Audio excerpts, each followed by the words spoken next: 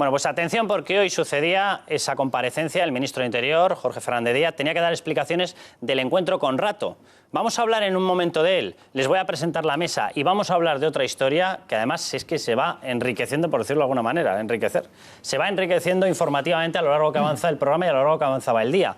Nosotros teníamos un informe en el cual se habla de que aproximadamente 3.000, 3.500 personas de extrema izquierda totalmente organizadas estaban ocupando, de hecho, esos inmuebles en los cuales en Madrid, en Barcelona, en otras ciudades, en Valencia, se empieza a debilitar el control de la propiedad privada, se empieza a debilitar la actuación policial y se lanzan mensajes como los de Ada Colau, como los de Manuela Carmena, de que hay que dar inmuebles, de que además no tiene por qué prohibirse ese tipo de ocupación. Bueno, de ese colectivo de 3.500 personas, aproximadamente 700 estarían ya antisistemas ocupando inmuebles en Madrid y Barcelona. Va a estar con nosotros Alfredo Perdiguero, que ya le doy la bienvenida. Alfredo, portavoz del Sindicato Independiente de Policía de España, para que luego nos des datos de todo esto que estamos hablando. Os presento y empezamos ya directamente con toda esta historia. Gonzalo Duña Iturra, bienvenido. Muchas gracias. Fernando de Miguel, muy buenas, ¿cómo estás? Manuel Llamas, que luego te voy a pedir además que nos hagas un desglose del impacto económico que estas medidas dicen algunos gestos. Bueno, pues para ser gestos, la de Colau ya 13.000 empleos se puede cargar solamente en el sector turístico. Luego te voy a pedir que nos desgranes un poquito el efecto económico de lo que estamos viendo. Y está también con nosotros Maripau Domínguez, bienvenida. Muy buenas noches, y Carlos. Rubén Bejarano, bienvenidos todos. ¿Qué tal? Buenas noches. Dejadme que veamos esa comparecencia, un extracto de esa comparecencia de la que hablaremos después. Pero atención cómo se caldeaba el ambiente el ministro de Interior, Jorge Fernández Díaz, y la respuesta de la oposición.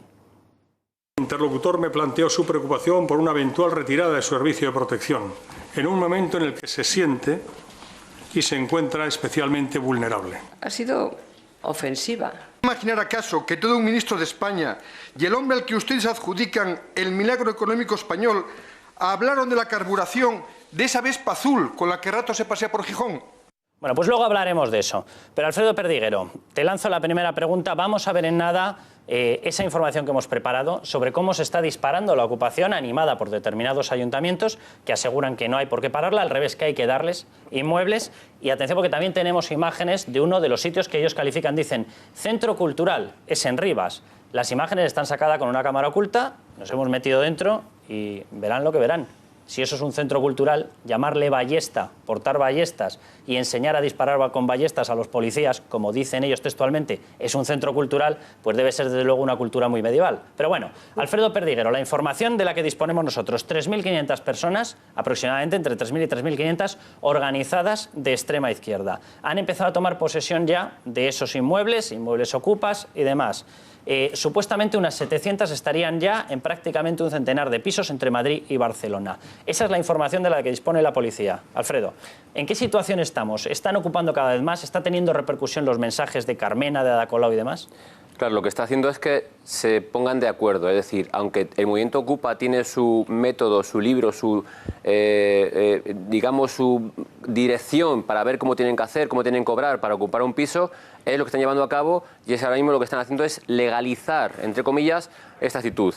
Policialmente seguimos de manos atadas, únicamente intervenimos cuando los vecinos, porque sí que hay que dejarlo claro, el problema no es que sean ocupas, antisistema o anarquistas como le gusta llamarse, sino que es que los desmanes que hacen en los barrios, donde tienen edificios ocupados, hacen que los ciudadanos normales que viven en esos barrios llamen a la policía para intervenir puntualmente con las actitudes que tiene esta gente, por ruidos, música, consumo de alcohol y otras sustancias, y tenemos que ir. Evidentemente no podemos actuar contra ese piso ocupado porque tiene que ser un juez el que lo diga, pero está llevando a que cada vez más actuaciones policiales tengamos en barrios o distritos por esta actitud. Tienes puntualmente en Tetuán. En Tetuán, cuando se desalojó, ¿os acordáis? El piso de izquierdas y el piso de derechas que había ocupado, 10 de las denuncias que había eran 7 por la casa izquierda contra la de derechas, por decirlo, para situarnos puntualmente. Luego se desocupó primero la de derecha y luego la izquierda. Y da igual, aún así ocupan otro piso. Por tanto, nosotros no podemos hacer legalmente nada. Simplemente lo que tiene que hacer es el ayuntamiento. Y fíjate tú, yo lanzo un reto a la señora Carmena. Al igual que están dando pisos a estas ocupas, ¿por qué no da pisos a la policía, que tenemos comisarías ruinosas y no nos da un piso para poder trabajar, para desarrollar y defender los derechos de todos los ciudadanos? Ahí queda eso. Déjame que cite algunas de las informaciones. Vamos a ver, de hecho, el informe que hemos preparado sobre esta historia, pero Ada Colau piensa permitir la ocupación en edificios municipales en Barcelona. Las CUP han pedido directamente que abandonen Barcelona, pero vamos, ellos mismos, la explicación que han hecho es extensible a toda Cataluña, todo el personal de la Administración del Estado. Es decir, todos los funcionarios y empleados públicos de la Administración Central del Estado, incluida por supuesto la policía, incluido por supuesto el Ejército, pero incluidos todos, administrativos, cuerpos de las delegaciones regionales, etcétera, etcétera, absolutamente todos. Vamos a ver esa información y ya les trasladamos además la pregunta. Luego vamos a hablar de qué es lo que está pasando también con el Partido Socialista. ¿Quién quieren ustedes que gane las próximas elecciones? Así de sencillita, Partido Popular o Partido Socialista. Atención a la información sobre cómo están llenando ya esos pisos ocupas. Más de 3.000 personas ligadas a movimientos radicales de izquierdas se frotan las manos con las políticas populistas. Ejemplo de ello son los 300 antisistema que llevan meses atrincherados en edificios desocupados y nadie hace nada. Parece que Manuela Carmena y Ada Colau dan vía libre a este tipo de organizaciones, que por cierto, la policía las considera muy violentas. En total, en toda España ya hay más de 700 antisistema atrincherados en pisos ocupas. Pero no solo se plantan en edificios que ellos consideran vacíos. Esto que ven es una acampada delante del Ayuntamiento de Madrid. Las pancartas insultan incluso a la policía, pero la alcaldesa no dice nada. Inexplicable. Tanto como las opciones que da Ada Colau a los top manta. Dice que la solución a la venta ilegal no es aumentar la presión popular, sino que se dediquen a la venta de chatarra. ¿Pero qué chatarra? Y junto a toda esta barbaridad, estas dos mujeres proponen desmantelar a la unidad de intervención policial, más conocidos como los antidisturbios. Bueno, pues esa es la situación. Gonzalo. En primer lugar, lo que se está haciendo, lo que yo entiendo que se está haciendo es darle un golpe frontal a un elemento esencial de un Estado de Derecho como es la propiedad privada. ¿Qué daño hizo la famosa frase de que lo público no era de nadie, de que el dinero público no era de nadie? Hay que aclarar que no solo los inmuebles privados, aunque no estén ocupados, sino los inmuebles públicos o de utilización pública pertenecen a todos los que corresponden a esa administración, no es que no pertenezcan a nadie. Y por tanto, repito, se está legitimando y se está dando carácter de legalidad a la absoluta ilegalidad. Se está violentando de forma extrema la propiedad privada de los inmuebles. Y lo que se está yendo es con toda y contra toda la normativa que protege precisamente esa propiedad privada. Al final, ¿qué es lo que nos conduce a una situación, junto con esa ruptura de la propiedad privada como elemento esencial de una sociedad democrática en progreso y desarrollada, con un elemento todavía mucho más importante, que es la inseguridad jurídica? ¿Y qué supone la inseguridad jurídica? Supone la inseguridad de todos y cada uno de nosotros, produce la inseguridad en las administraciones y, ¿por qué no?, y aunque suene muy prosaico, produce también inseguridad jurídica en la inversión, en el dinero, en la creación de puestos de trabajo y, por supuesto, en el progreso, en el desarrollo y en la libertad. El problema de fondo es que, vamos a ver, la ocupación es un delito perseguido penalmente, establecido con una serie de condenas, etcétera. Sin embargo, en lugar de perseguir o al menos condenar públicamente la ocupación de propiedades privadas, lo que hacen los populistas, tanto Carmena como Colau y como en general también Podemos, como ahora explicaré, es les premian. Y les premian permitiéndoles no solo que ocupen libremente propiedades privadas, como denuncia la propia policía, no hay actuación o al menos no hay denuncia pública de la ocupación de un edificio siempre y cuando, a no ser que haya grandes problemas con los vecinos, etcétera, sino que además el ayuntamiento les va a ceder edificios que en el fondo, no como decía aquella ínclita socialista, el dinero público no es de nadie, el dinero público es de todos los que pagamos impuestos. Y esos edificios municipales no son de los ocupas. Esos edificios municipales que pretende ceder el Ayuntamiento de Madrid y Barcelona son de todos los madrileños y de todos los barceloneses. Cedérselos de forma arbitraria a una panda de delincuentes, porque cometen delitos de ocupación, me parece totalmente indigno. Pero la cosa todavía es más grave. ¿Por qué digo que es todavía más grave? Porque el propio programa electoral de Podemos legitima la ocupación. Legitima la ocupación no solo de edificios públicos, sino de edificios privados. En su programa de cara a las elecciones europeas, Podemos defiende que en ningún caso se podrá desalojar a individuos o personas que ocupen propiedades privadas, ya sean de bancos o de cualquier otra persona, siempre y cuando aleguen que tienen problemas económicos.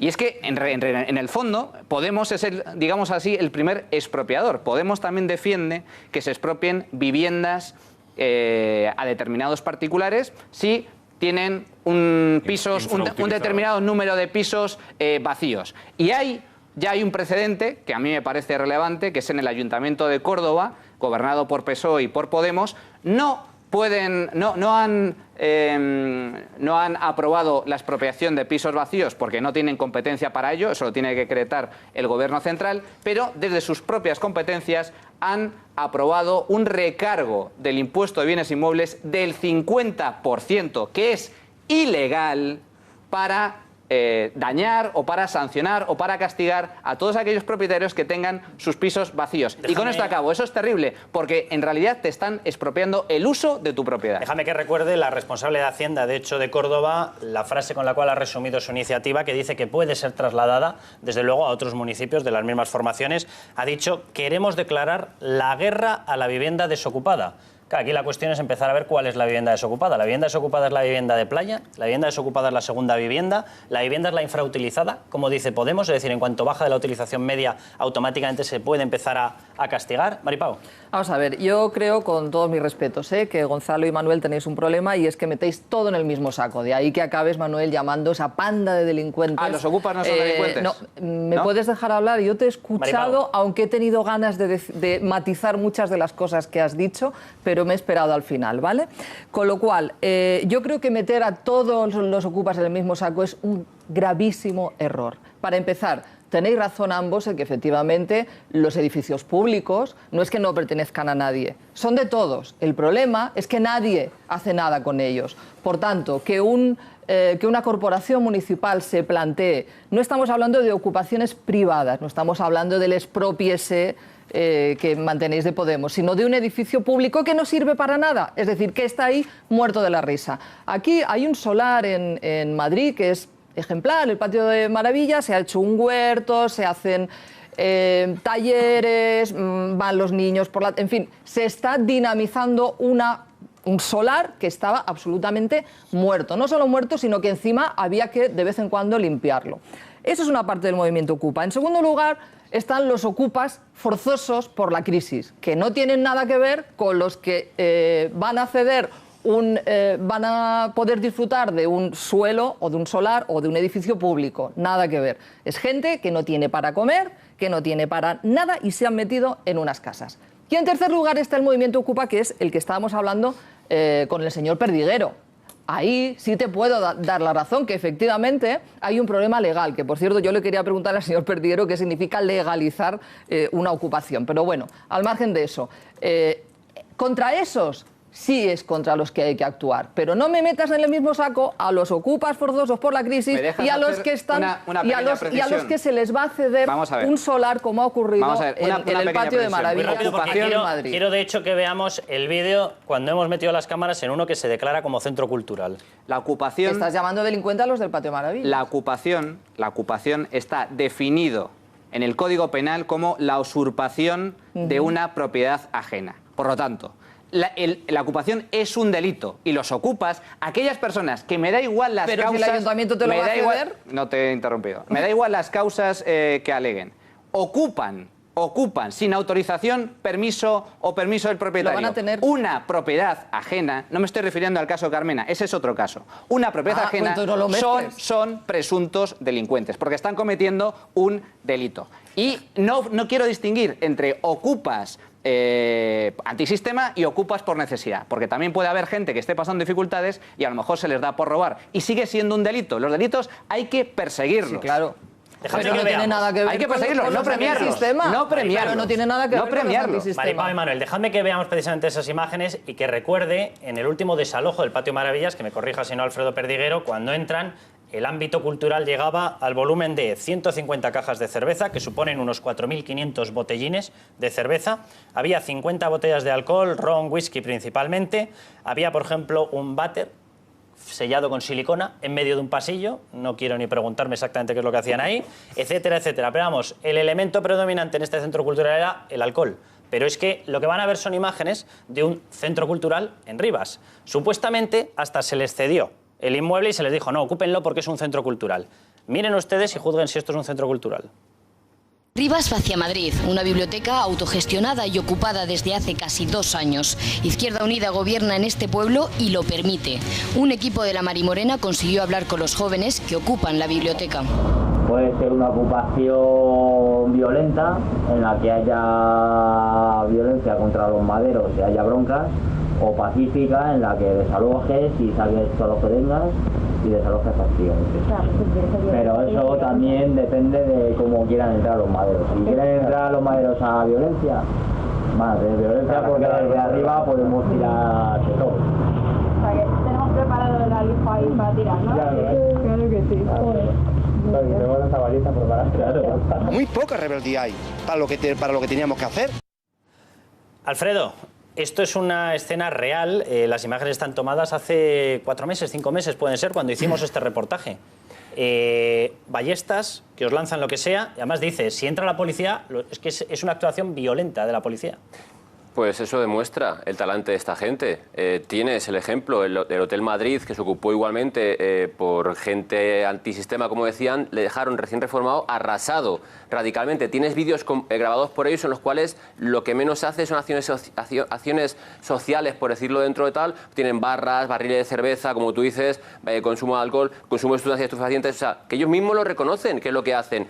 ¿Y alguien quiere avalar y quiere respaldar esto?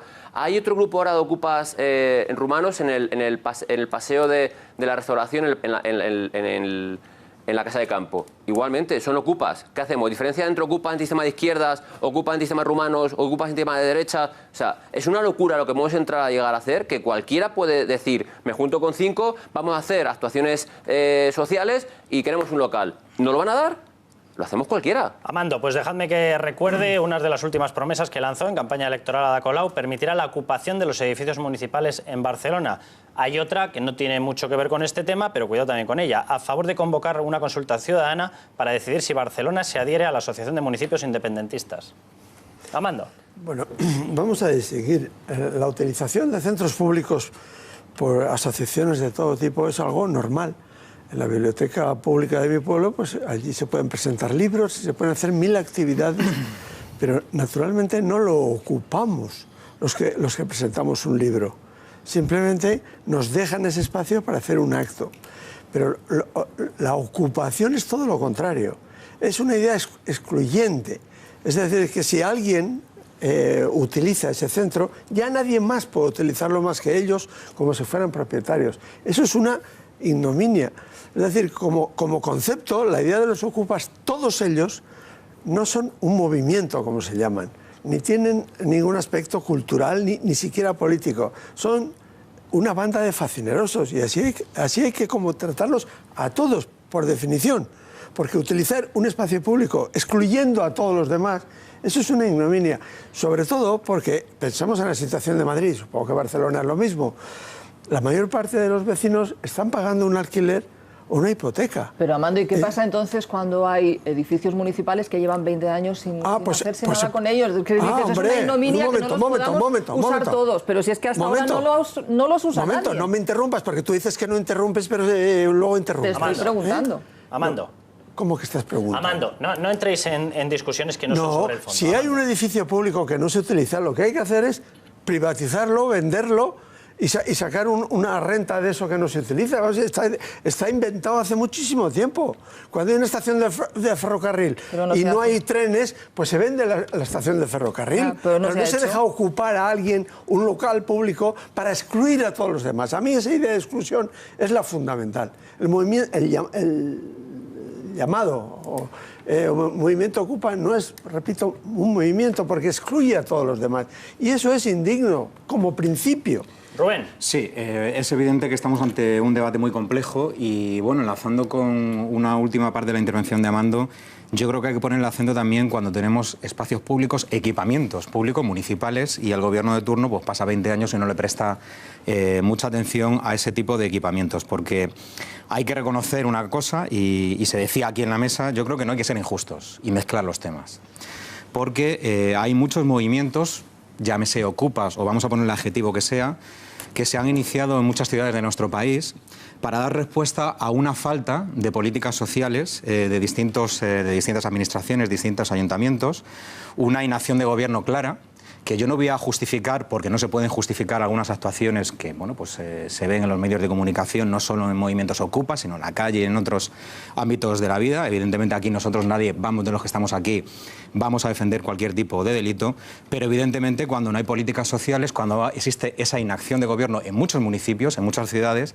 pues lógicamente estos movimientos han sido capaces y han demostrado ser capaz de dar una respuesta ciudadana a la ciudadanía, planteando bueno, pues algunas actividades culturales de dinamización a jóvenes en muchos barrios. Es decir, han venido a suplir lo que debería hacer una administración. Y yo creo que eso es un tema también importante que plantear en la mesa, porque eso es un tema gravísimo. Es decir, cuando la administración no es capaz o no quiere hacer un tipo de política, pues lo grave y lo triste es que tienen que venir otro tipo de colectivos a prestar y hacer lo que tiene que hacer la administración. Dicho esto, y acabo en esta primera intervención, yo creo que estamos ante un debate, repito, muy complejo, que tenemos que huir de muchas simplicidades, y al hablar del movimiento Ocupa hay que hablar del tema de la vivienda, hay que hablar del tema de los desahucios, y yo para terminar, por enlazar por un tema muy bueno, pues llamativo que se ha dicho aquí, lo he conocido yo hoy en los medios de comunicación, esa presentación que ha hecho el equipo de gobierno del Ayuntamiento de Córdoba, que yo creo que bueno, pues es una presentación de momento, no se ha concretado en nada, pero yo creo que sí que merece la pena analizarlo, porque lo que ha planteado el equipo de gobierno es subir la tasa del IBI a, bueno, pues nada más y nada menos 18.000 viviendas vacías que tiene una ciudad de Córdoba que estarán en el entorno de 200.000 habitantes. Y bueno, pues 18.000 viviendas son muchas viviendas, y yo creo que hay que hacer, las administraciones les exigimos que bueno, pues dinamicen el mercado de la vivienda precisamente. La ley. Esa medida se adoptó en el País Vasco, lo adoptaron ayuntamientos de Bildu y lo tumbó la justicia por ser una medida para dinamizar.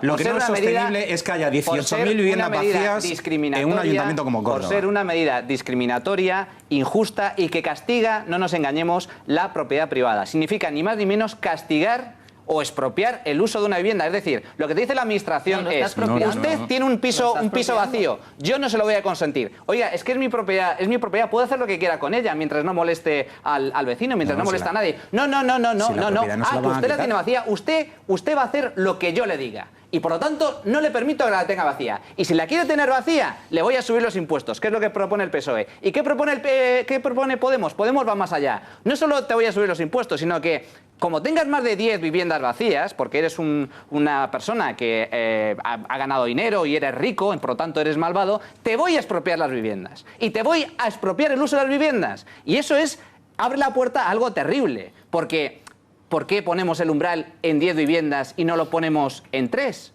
o en 2? Porque es que se trata precisamente de eso. En el momento en el que abres la puerta a expropiar o sancionar la propiedad de un inmueble, abres la puerta a todo tipo de atropellos. Déjame que le pregunte, que nos está escuchando ya Borja Caravante. Muy buenas noches, Borja. Hola, buenas noches. Borja Caravante, que es uno de los responsables del Partido Popular precisamente en el grupo municipal en Madrid. Es decir, de los que está observando esas medidas que se están lanzando, algunas son globos sonda, otras se materializan, Borja. Y estábamos hablando, de hecho, de ese informe policial en el que hablan de una llegada masiva de antisistemas que están ocupando esos inmuebles, mientras la señora Carmena está diciendo que les va a dar inmuebles a los ocupas. Pero yo quería ir más al fondo de la cuestión. Porque claro, cuando miramos los concejales que hay en Madrid, hombre, llama la atención el hecho de que 2 de ellos, nombrados lógicamente por Carmena, sean Guillermo Zapata y sea Celia Mayer, que vienen de hecho del colectivo de Patio Maravillas. Es decir, ¿se está haciendo legislación ad hoc para determinados colectivos que han votado al grupo de Ahora Madrid, Podemos, como le queramos llamar? Pues Carlos, no te quepa duda de que está devolviendo los favores al movimiento Ocupa, que ha opado, entre otras cosas, a Carmena como alcaldesa, porque como tú muy bien dices, una parte importante de los concejales de Ahora Madrid vienen de ese movimiento Ocupa al que ahora se le quieren dar los locales y los edificios vacíos del ayuntamiento, algo que desde el Grupo Municipal Popular vamos a intentar impedir de todas las maneras.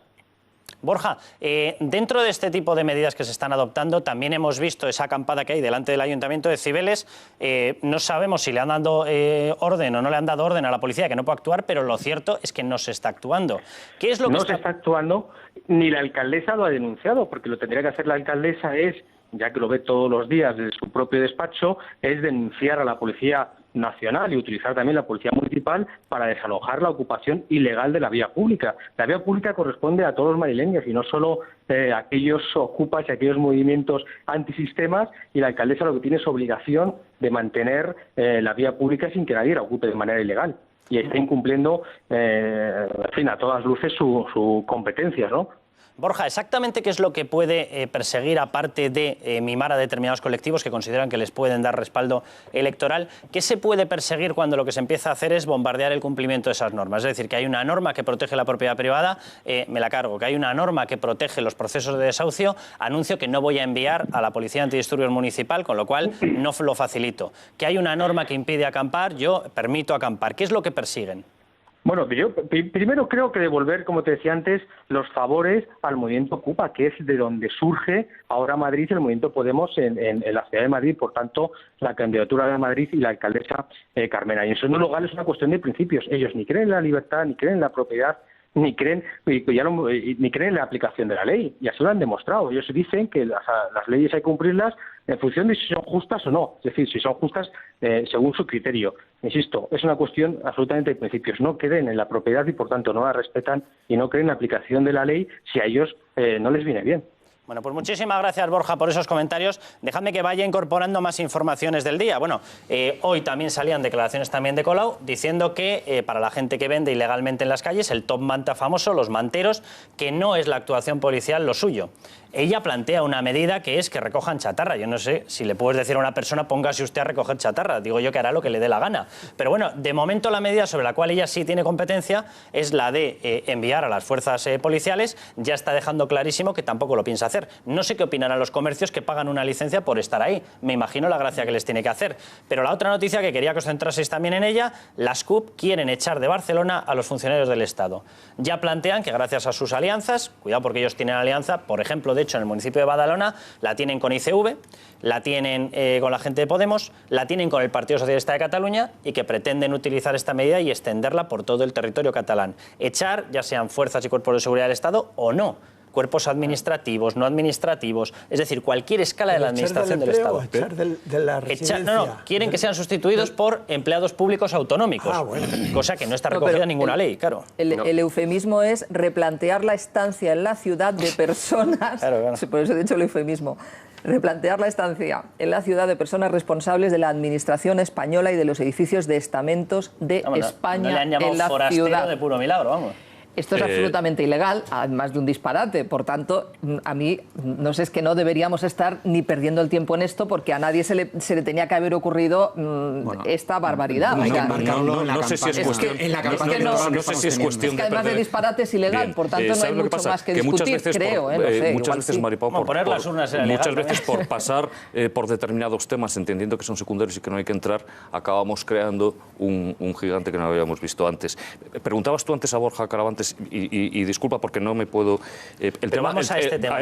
¿Vale? Los temas, Rubén, no son complejos. Al revés, yo creo que son tremendamente sencillos. Yo cuando la izquierda habla de cultura y políticas sociales me echo a temblar. Parte de la culpa la tiene quien ha dejado y quien ha cedido el tema de la cultura y las políticas sociales. Todo forma parte de un mismo elemento. Es verdad que es una absoluta ilegalidad, pero si echáramos marcha atrás, y lo decía Manuel Llamas antes, es que la ocupación es una absoluta ilegalidad. Le preguntabas tú a Borja, ¿qué es lo que ocurre con...? Si es que el tema de lo de los ocupas, el tema de las políticas que se quieren hacer en Barcelona, no son fines sociales, no son fines culturales, no son fines de seguridad, no son fines de... Son medios, es decir, se quiere utilizar a esta franja desclasada como fuerza de choque, como elemento electoral y de arrastre en cada uno de los procesos electorales en donde se van a presentar. Evidentemente es una absoluta ilegalidad. Es más, yo creo que se cae en un cierto racismo, en una cierta xenofobia, lo de cierta lo pongo entre comillas, y sobre la mesa pongo una pregunta, ¿qué es lo que pasaría si en vez de la CUP ser una fuerza de extrema izquierda hubiese sido un planteamiento de un movimiento de extrema derecha? Porque por muchísimo menos cómo la izquierda ha crucificado al que va a ser Estaríamos candidato catalán. No, en absoluto, exactamente lo en mismo, absoluto. un La doble disparate vara y de una medir de la ilegalidad. izquierda. Cataluña, le guste o no al señor Mas, Cataluña sigue siendo España. Por tanto, no puedes echar a un colectivo de gente que sea, es como si dices, a los cántabros los vamos a echar de Andalucía. Al Dice, señor ¿cómo los vas a García echar? Albiol se le crucificó manipulándose sus declaraciones no en las metas últimas este tema, elecciones es otro tema municipales completamente por distinto y no muchísimo creo que Carlos menos quiera que de lo nos que aquí metamos se en está ese debate. planteando en Cataluña. Que si quieres nos metemos, En esta última reforma del Código Penal se ha metido el delito de odio. Por ahí se puede también atacar, ¿eh? Porque a ver si alguien tiene denuncia a esta gente que se graba odio en los vídeos de la mano. Se ha grabado y se ha especificado el delito de odio. Amigos de ETA, hay que dejarlo claro para que lo que quieren, se les puede también, alguien que denuncie con el Código Penal en la mano, igual se les puede imputar un delito de odio. Claro, pero yo lo que quería plantear es que las cosas no son importantes hasta que acaban siendo importantes. Pero déjame que se lo pregunte a Rubén Bejarano, tú estás en Izquierda Unida, una de las formaciones que de hecho está respaldando, por ejemplo, en Badalona, a las CUP es ICV, que es un partido absolutamente cercano al vuestro, vamos, de hecho está coligado con el vuestro. Entonces, ¿cómo puede ser que un partido como el vuestro, que tradicionalmente ha defendido una cosa que se llamaba internacionalismo, en estos momentos esté dando cobertura a grupos políticos que plantean que un funcionario, un empleado público del Estado central, dicen, es decir, español, con derecho a trabajar en cualquier rincón de España, obviamente tiene que abandonar cualquier plaza, cualquier puesto laboral público que sea del Estado central en Cataluña? ¿Cómo podéis estar manteniendo una alianza con este tipo de partidos? Bueno, dos precisiones. En primer lugar, no soy de Iniciativa per Catalunya, que es otro partido distinto, aunque hayamos tenido una relación histórica. Allí en Cataluña habría que ver el acuerdo de gobierno, lógicamente. Cuando aterrizamos a lo municipal, pues hay que ver y analizar cuál es ese acuerdo de gobierno, que sinceramente hoy no conozco, el que tienen en una ciudad tan importante como Badalona. Bien dicho esto, yo lo decía en cuanto habéis sacado el tema. Yo creo que hay que enmarcarlo en esta campaña electoral eterna que estamos viviendo cada día en los medios de comunicación en Cataluña, que es en Cataluña, pero bueno, parece, y de alguna manera es así también, parece que estamos viviendo en el resto del Estado toda esta campaña electoral. Una medida que, bueno, pues hay que decirlo claramente, es decir, tampoco hace falta debatir demasiado, ahora mismo es inviable, porque la Constitución no lo permite, porque la legislación, el ordenamiento jurídico de nuestro sistema, legislación administrativa del Estado en definitiva, pues no permite ese cambio que plantea esta organización independentista.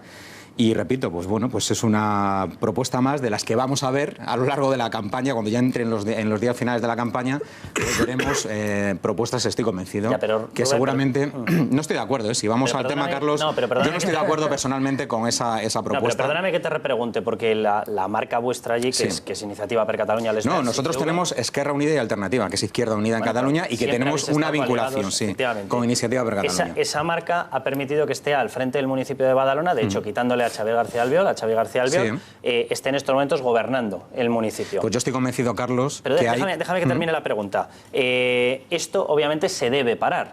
Otra cuestión es qué capacidad de actuación va a tener este municipio, que va a ser muchísima en manos de esta alcaldesa, de las CUP, y que sobreentiendo que todo lo que haga tendrá algo que ver con la filosofía que está impregnada en este tipo de decisiones. Entonces yo, aparte de las cuestiones legales o no legales, sobreentiendo que un partido político tiene que dar respaldo a aquellos que coinciden con su ideología, no a aquellos que dices, bueno, no os preocupéis porque ya la ley los tendrá que acabar frenando en la locura que plantean.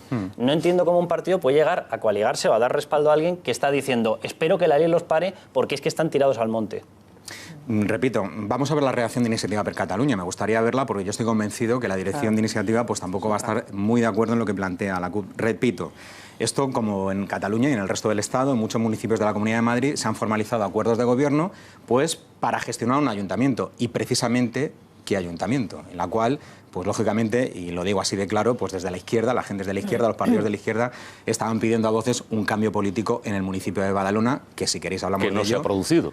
Que no se tenía que producir sí o sí. Dejadme que nos está escuchando. Que no se ha producido, que el Partido Popular... Sí, pero le quiero dar la palabra a Amando y a Manuel, pero déjame porque tenemos al otro lado del teléfono precisamente a Alberto Fernández, uno de los máximos responsables del Partido Popular en Barcelona. Don Alberto, muy buenas noches.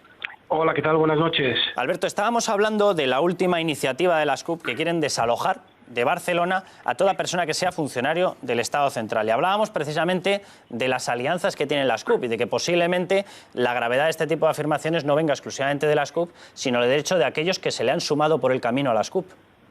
Sí, en efecto.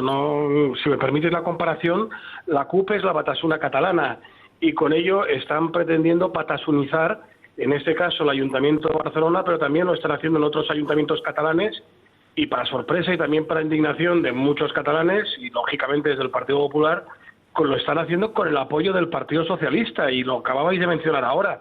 Xavi García Albiol no ha sido alcalde de Badalona, pese a ser con holgura la lista más votada, porque el Partido Socialista ha apoyado una alcaldesa de la CUP, es decir, de la Batasuna catalana. Ha preferido apoyar a aquellos que hacen ese tipo de planteamientos, expulsar a los funcionarios del Estado, porque evidentemente ese Estado es español y no el Estado catalán independiente que ellos propugnan, rechazan la corona no tanto porque sean republicanos, que seguramente que sí, sino porque es la corona de España, rechazan el bilingüismo porque evidentemente el castellano es una de tantas anomalías a extinguir para ellos en Cataluña, porque nos recuerda pues el sentimiento y la realidad catalana, que también es española, y eso pues evidentemente vaticina una radicalización de la política catalana aún más y al margen del 27 de septiembre, las próximas elecciones catalanas, porque va a sumar el independentismo más radical, los ayuntamientos, a su ofensiva independentista, y sorprendentemente e indignantemente, insisto,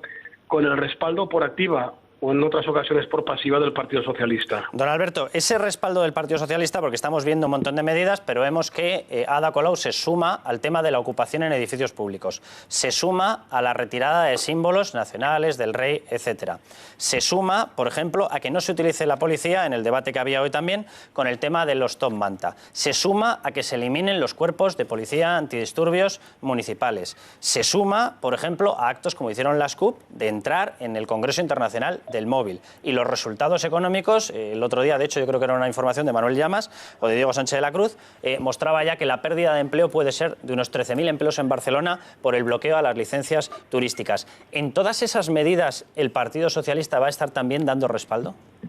Pues eso lo sabremos en el próximo pleno municipal. Lo que sí que ya sabemos son dos cosas particularmente graves. Primero, que la señora Ada Colau es alcaldesa de Barcelona, pese a ser la minoría más absoluta de la historia democrática de nuestra ciudad, con el apoyo del Partido Socialista. Y sabemos también que, pese a que la señora Ada Colau, ya como alcaldesa, ha anunciado que el próximo septiembre se sumará a la manifestación independentista, el Partido Socialista, lejos de dejar de apoyarla, ahora ha dado recientemente, en estos últimos días, un paso cualitativo adelante, y es que ha expresado su predisposición a gobernar con ella, y por tanto ya no solo la respaldan desde la oposición, sino quieren compartir sus planteamientos desde el gobierno. Lamentablemente, y esto confirma ese desvarío del Partido Socialista, esa pérdida de su brújula, del sentido común, del sentido de la responsabilidad, del sentido de Estado, que debería ser lo más elemental. Y me sabe mal decirlo porque en Cataluña no estamos quizá en las coordenadas del resto de España de un debate entre Partido Popular y Partido Socialista, un debate de siglas de partido. Estamos aquí ante un modelo de convivencia, de querer seguir siendo catalanes y españoles, y de plantar cara al desafío independentista de Artur Mas. Y lamentablemente el Partido Socialista, que en eso tenía que abandonar sus siglas de partido, como teníamos que hacerlo el Partido Popular, y sumar todos por este modelo común de convivencia, pues sigue optando por la destrucción y apoyando, como antes decía, en Badalona a la alcaldesa de la CUP, de la Batasuna catalana, para que el Partido Popular no gobierne la ciudad, pese a ser la lista más votada. Pues muchísimas gracias, don Alberto. Un abrazo. A vosotros, un abrazo muy fuerte. Amando. Bueno, esta última ocurrencia que estamos discutiendo, de que se vayan los funcionarios de Barcelona, pero se vayan, ¿cómo? Del domicilio. Yo he sido funcionario en Barcelona y he vivido en un pueblo, San Esteve de Serrovir. Por cierto, que tendrán que cambiar el nombre, pero San Esteve es un nombre de santo y tendrán que cambiar el nombre a este magnífico pueblo donde yo vivía. Pero supongo que esto es una broma. ¿Cómo una alcaldesa puede decidir que los funcionarios cesen en los puestos que obtuvieron por oposición? Vamos, es que eso... Y a mí me suena que si esto es un ensayo de un golpe de Estado. Todavía lo de los ocupas, bueno, puede discutirse. A mí me parece es una indignidad. Pero bueno, su capacidad es la de decir, este edificio público se lo doy al que me da la gana. Pero claro, decir que los funcionarios que han hecho las oposiciones, los jueces, yo qué sé, ya no tienen esos puestos, pero ¿quién es un alcalde para decir eso? Eso es no ya nulo de pleno derecho, como decían los abogados, sino realmente infausto. Es que eso no se puede hacer. Yo en la primera parte de tu intervención estaba de acuerdo hasta que has llegado a lo del golpe de Estado, que en fin, ya te has ido. Se parece a un golpe de Estado. Ya te has venido arriba, Mando. Pero yo, fíjate, no soy abogada y, sin embargo, me gustaría que un abogado me respondiera, me planteo la legalidad de un pleno municipal en el que se va a debatir una ilegalidad. Es decir, ¿es legal un pleno municipal que se convoca para debatir una ilegalidad? En absoluto. ¿Hay alguna manera legal de prohibir ese pleno? Pregunto. Vamos a ver, normalmente un pleno que por mayoría aprueba un acuerdo municipal, ese acuerdo es nulo de pleno derecho y se impugna. Normalmente lo puede impugnar cualquier partido de la oposición, puede entrar la delegación de gobierno o, en función de lo que sea, la Fiscalía. Es más, incluso se puede utilizar un argumento, como se utilizó, y os acordaréis, en Marbella con lo de Jesús Gil Gil, que es parecido, y mento la bicha, al 155 de la Constitución, es decir, la asunción por parte de la Administración superior jerárquica de las competencias que en ese caso puede tener el Ayuntamiento. Es decir, sería absolutamente ilegal. Pero como sé por dónde vas, que es quitarle importancia a algo que es difícil de materializar, y estoy de acuerdo, pero que significa, y creo que lo estaba planteando Carlos antes, el espíritu de algo que sí hay que darle importancia, porque es mucho poder y son muchos años de poder, y se puede poner en jaque la seguridad jurídica y la estabilidad de las administraciones, que creo que quitarle importancia, y Manuel Llamas lo ha dicho al principio muy bien, me parece un tremendo error. Gonzalo, y por eso la prudencia de Rubén, desde la diferencia ideológica que tenemos, es bastante admirable. Lo que me gustaría es que esa prudencia teórica que tú mantienes, los que representan a tu partido, la lleven a la práctica. Pero Gonzalo, te iba a decir, perdona, ¿apostamos a algo a que no se celebra ese pleno? Es que no se puede celebrar ese pleno.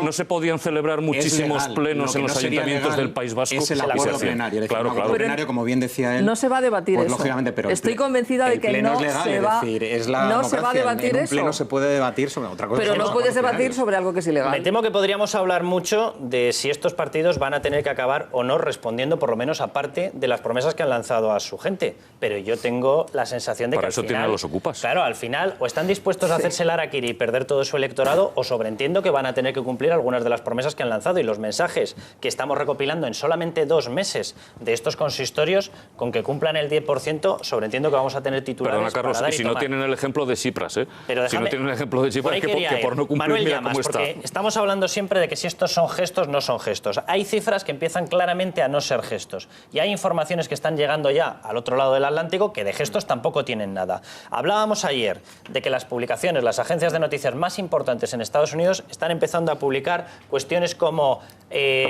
Ada Colau, 2 puntos, no quiere a los turistas, tourists go home, Barcelona, bye bye. Esto en boca de las agencias que más importancia tienen y más repercusión tienen en los turoperadores internacionales, lo cual significa que todos esos viajes tendrán en cuenta estos mensajes. Hablamos de cifras como 13.000 empleos perdidos si se mantiene esa moratoria a las licencias turísticas. Es decir, con lo que tenemos ahora, Manuel, no con lo que podría llegar con las promesas, sino con lo que tenemos ahora, ¿hay un impacto económico ya que se puede ya ver y que nos está dañando a todos? A ver, por supuesto que hay un impacto económico. Y te hablo de impacto directo. Por ejemplo, empezando por el Ayuntamiento de Madrid, simplemente el anuncio de paralización de los proyectos urbanísticos, los grandes proyectos urbanísticos que estaban en marcha, que estaban proyectados, la paralización por parte de Carmena ha supuesto una pérdida o la no generación de riqueza de 6.000 millones de euros. 6.000 millones de euros y la creación potencial de empleo de hasta 150.000 empleos a largo plazo. En el caso de Barcelona también es paradigmático, porque Barcelona no ha paralizado proyectos urbanísticos, pero sí ha paralizado proyectos hoteleros. ¿Cuántos? 30 hoteles que están ahora mismo parados a la espera de que se le conceda la licencia. ¿Y esto en qué se traduce? Pues en primer lugar se traduce en que no se van a crear 13.000 puestos de trabajo. Y 13.000 puestos de trabajo no en la construcción de los hoteles, que esos serían empleos añadidos. 13.000 puestos de trabajo derivados del empleo directo en esos hoteles. Personal que trabajaría en esos potenciales hoteles de Barcelona. Pero es que todavía va más allá. ¿Por qué? Porque los hoteleros, estos hoteles afectados, han se plantean presentar denuncias al Ayuntamiento de Barcelona por daños y perjuicios. Y esas denuncias pueden ascender a una cifra astronómica de hasta 1.400 millones de euros que le van a reclamar al Ayuntamiento de Barcelona por no poner en marcha esos proyectos. Pero lo trágico no es el impacto directo, Carlos, lo trágico es el impacto indirecto. Y el peor daño que se le puede hacer a una economía, ya sea local, autonómica o nacional, es la desconfianza y la inseguridad. Estas informaciones, la guerra al turista que le ha declarado Colau, que ha declarado Colau en Barcelona desde el momento en el que ha sido investida alcaldesa, empieza a tener eco en el exterior. Importantes medios de comunicación en el extranjero, como por ejemplo en Estados Unidos, ya se están publicando informaciones de que Barcelona no quiere turistas, quiere acabar con los turistas, quiere acabar que allí no son bien recibidos. Y ponen en primera página fotos como... El subtítulo de una de ellas es Bye Bye Barcelona. Exacto. Es decir, este tipo de informaciones, ¿qué transmiten? Pues, oye, este tipo de informaciones la lee gente muy influyente, pero también la lee mucho americano medio que ve en Barcelona una enorme oportunidad, una fantástica opción para irse de vacaciones y, sin embargo, ve o percibe que no es bien recibido. Pues oye, pues se va a ir a países donde sí son bien recibidos. Una pregunta rápida. Al margen de eso, aparte del ciudadano medio norteamericano o europeo que decida o no decida venir en función de eso, me imagino que un inversor que ante esa situación ve las posibilidades y los riesgos que supone, pues Eslovaquia, que nos está quitando casi un 15% de las inversiones desde que han entrado ellos, es un sitio muy atractivo para poder llevar a cabo esas inversiones. Es decir, que a ese nivel creo que también es muy importante. No, por supuesto. Todo esto se traduce también en la paralización de inversiones. Pero claro, estamos hablando a nivel local. Oye, el Ayuntamiento de Madrid y el de Barcelona son muy importantes. Pero si extrapolamos esto a nivel nacional, podemos observar pues el descalabro que puede ser a nivel económico, porque bueno, al fin y al cabo un ayuntamiento tiene unas competencias limitadas y tiene las manos atadas. Pero claro, pongamos el ejemplo, Colau, el tema de los ocupas, que se lleva a nivel nacional. Es decir, que permite la ocupación de edificios públicos o edificios privados por ley, o que impide los desahucios por ley. Tú lo comentabas, Maripau, se comentaba antes en la mesa. No, es que el problema de los desahucios. El problema de los desahucios es un problema y es un drama, por supuesto, pero las recetas que se aplican por parte, que proponen algunos partidos, como por ejemplo Podemos, que es paralizar los desahucios, es decir, impedir o prohibir los desahucios, a mí me gustaría preguntaros, bueno, ¿y aquellas personas que alquilan su piso y resulta que no le pagan el alquiler? ¿Qué pasa? ¿No puede expulsar a la persona que no le paga el alquiler? ¿Va a perder la vivienda? ¿Eso es justo? ¿O que se te mete alguien en el piso, en tu propiedad, en tu casa de veraneo o en un piso que tienes en la ciudad y que en ese momento no estás, se te meten una gente dentro, te ocupa el piso y no puedes desalojarlos? ¿Eso es justo? A mí me parece una auténtica barbaridad. Ya estamos viendo que no pueden hacer contra los desahucios lo que anunciaron que iban a hacer. Porque no gobiernan a nivel nacional. Pero déjame que avancemos. Se lo quiero preguntar a Rubén, además. Los partidos de la izquierda que están respaldando este tipo de iniciativas se han planteado que si de pronto se da la vuelta la creación de empleo, si volvemos a ese tipo de cifras, si se espanta la inversión exterior, si empieza otra vez una curva de descenso del Producto Interior Bruto, sin haber llegado al poder, van a repercutir lógicamente el impacto electoral y les van a castigar también a ellos, en concreto, por ejemplo, al tuyo? Pero es que yo parto de la base de que me cuesta creer que el equipo de gobierno del Ayuntamiento de Barcelona vaya a hacer una actuación municipal contraria a uno de sus principales ingresos, como es el turismo. O sea, aquí estamos de acuerdo que Barcelona es, yo creo que estará como Madrid o la ha superado, la ciudad que más ingresa por turismo y es una de las mayores que están en Europa. Vosotros que conocéis más y tenéis más datos económicos y controláis más de estos temas, pero se lo quieren cargar. Estoy convencido que lo sabéis. Bueno, a mí me cuesta creerlo. Han parado la construcción de nuevos hoteles.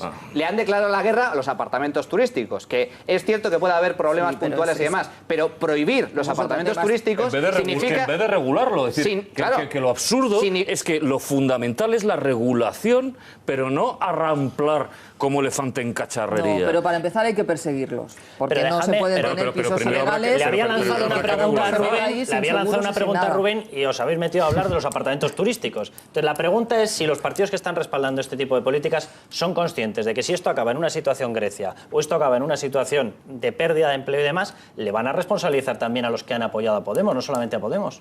Por supuesto, pero bueno, como decía antes en el anterior tema, es que deberíamos de hablar de todo y no quedarnos solo en esta parte del área municipal, porque tampoco controlo mucho de la actuación municipal del Ayuntamiento de Barcelona, pero sí que se han anunciado algunas acciones encaminadas a generación de puestos de trabajo. Y cuando hablamos de vivienda, hombre, no podemos dejar en el titular el equipo de gobierno de Barcelona no quiere puestos de trabajo y quiere ocupaciones. Hombre, pues yo no me quedaría ahí tampoco en eso, ¿no? Porque lo que está haciendo el Ayuntamiento de Barcelona, y yo creo que todos los ayuntamientos de este país se deberían de tomar en serio, es el tema del drama de los desahucios. Y ahí la Administración sí que tiene una obligación de corregir ese drama que se está produciendo hoy en nuestra sociedad.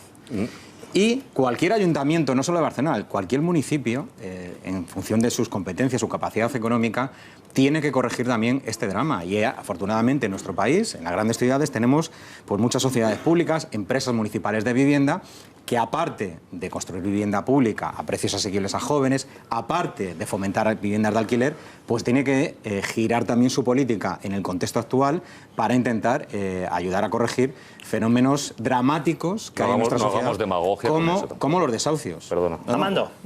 Esta tradición de tourist go home no es nueva, es muy coherente con el nacionalismo catalán. Les molesta esta idea de que se metan en su territorio porque ellos lo quieren administrar y los de fuera, los foráneos, sean castellanos o sean yanquis, eso les molesta y utilizan el inglés este de go home, que todo el mundo lo entiende. En fin, os diré que yo me fui de Barcelona porque había un cartel de 20 metros en el rectorado que ponía Amando go home. Y efectivamente me vine a mi home, porque aunque no soy de Madrid, aquí nadie te pregunta dónde eres. Eso es indefendible, Amando. Bueno, ya, pero es que es coherente, es muy coherente. No importa que pierdan dinero con el turismo, pero nosotros solos, esto es una divisa típica antinacionalista, nosotros solos. En irlandés se dice Sinn Féin, nosotros solos. Los nacionalistas en todas partes, nosotros solos, que no vengan los de fuera, incluso que no vengan a invertir. Es suicida, desde luego, pero como tienen unos valores muy superiores a los económicos, que es su identidad nacional y todo eso, pues que se vayan. Y los funcionarios, pues que se vayan todos. Pero Amando, funcionarios, también piensa que policía, guardia civil y ejército. O sea, quiere que hagamos todo lo que representa el Estado español. Claro. La gente puede pensar un funcionario de una administración tal, pero habla de los policías, los guardias civiles, hombre, y el ejército somos funcionarios. Sí, quiero decirte, pero que sepan que quieren quitar, o sea, ha metido en el saco los funcionarios, pero que quiere que nos vayamos todo lo que representamos el Estado español, es decir, la seguridad que hacen la Guardia Civil, los policías, que somos responsables de la extranjería, de la documentación, de información, quiere que nos vayamos. Y aparte, hay que dejar claro, el 80% del sueldo de los ertzainas sale del gobierno central. Sí. ¿Esta gente sabe lo que quiere? En este caso de los Mossos. De los Mossos, en este caso. ¿He dicho? Perdón, pues de los Mossos, perdón, cierto. Entonces, quiere que nos vayamos nosotros, quiere que no paguemos a los Mossos, entonces ¿qué va a hacer seguridad ciudadana? Si todo el mundo, encima, respaldan a los ocupas, todo el mundo es bueno y allí va a ser la líder más fuerte.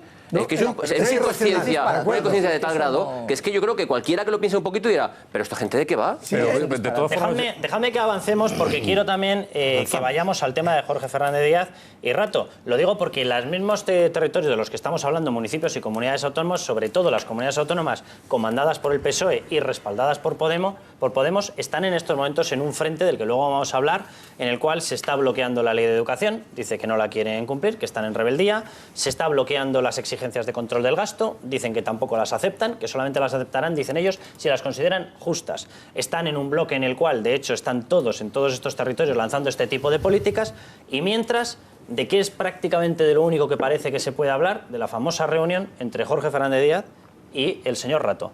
De todo esto, que está, como nos estaba contando Manuel Llamas, desestabilizando la economía, la captación de dinero, que está desestabilizando la creación de empleo, prácticamente parece que no existe en un amplísimo sector de la opinión pública. Solamente existe esto, el encuentro entre Jorge Fernández Díaz y Rodrigo Rato. Vamos a ver lo que ocurría hoy precisamente en esa comparecencia en el Parlamento del ministro de Interior.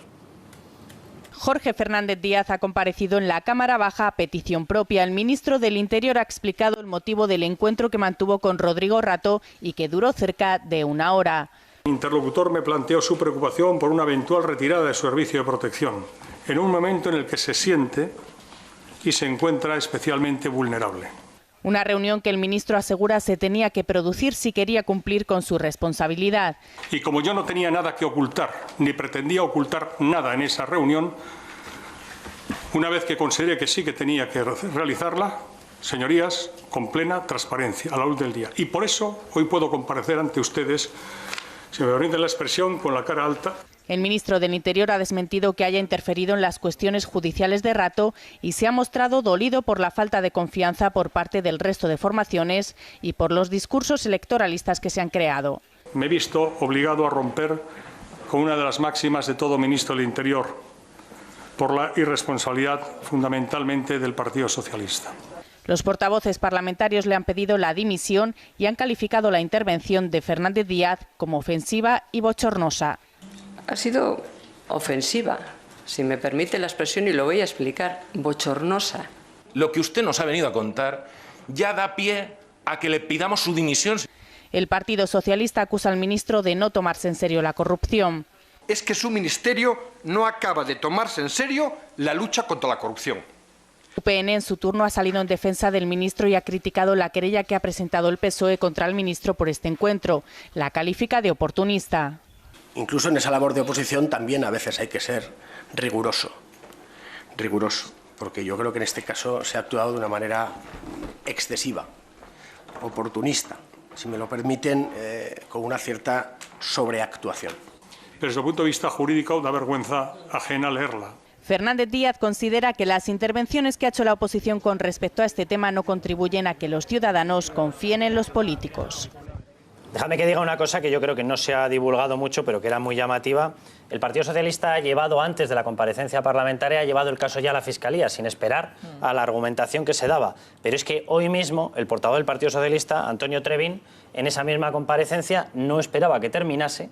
Después de haber llevado el caso a la Fiscalía, después de haber planteado la queja, se levantaba en mitad de la comparecencia y se marchaba sin escucharlo. No sabemos si es que tenía prisa por algo. No sabemos si es que estaba esperando algún tipo de vuelo, algún tipo de coche, no lo sabemos. La cuestión es que después de la que se ha montado y de la que han montado, se marchaba en mitad de la comparecencia y no terminaba de escucharla. Gonzalo. Vamos a ver, no es cuestión de estar hablando solamente de este tema para opacar otros. De los ocupas, etc., sí, pero de este también. Porque a mí me parece no presentable, dicho vulgarmente, me parece impresentable, que en las circunstancias que es inocente, señores, que en este país le estamos dando muchos palos a la presunción de inocencia, pero políticamente no es presentable que el ministro del Interior se haya reunido con el señor Rato, y lo digo yo, y no tengo ningún problema, no es presentable. No me convenció en su momento, y después de las declaraciones de hoy, sigue sin convencerme. Claro que es importante, y yo creo que es importante porque denota cuál es la situación de este país, y muchas veces con determinadas actuaciones llegamos a determinadas consecuencias, a determinadas situaciones finales, como pueden ser los triunfos de determinados partidos. Porque tan impresentable o más que esta entrevista, que repito, que a mí no me gusta, me parece que está fuera de tono y que las explicaciones a mí no me han convencido, me parece la denuncia del Partido Socialista, prevaricación, revelación de secretos y emisión del deber de perseguir delitos. Si el asesor jurídico del Partido Socialista, esto es lo que se sabe y así pone denuncias, no me extraña que así vaya el Partido Socialista, porque no sabe ni lo que es prevaricación, ni lo que es el delito de revelación de secretos, ni de emisión del deber de perseguir delitos. El problema no es que no lo sepa, que sería más o menos soslayable o justificable o medio justificable.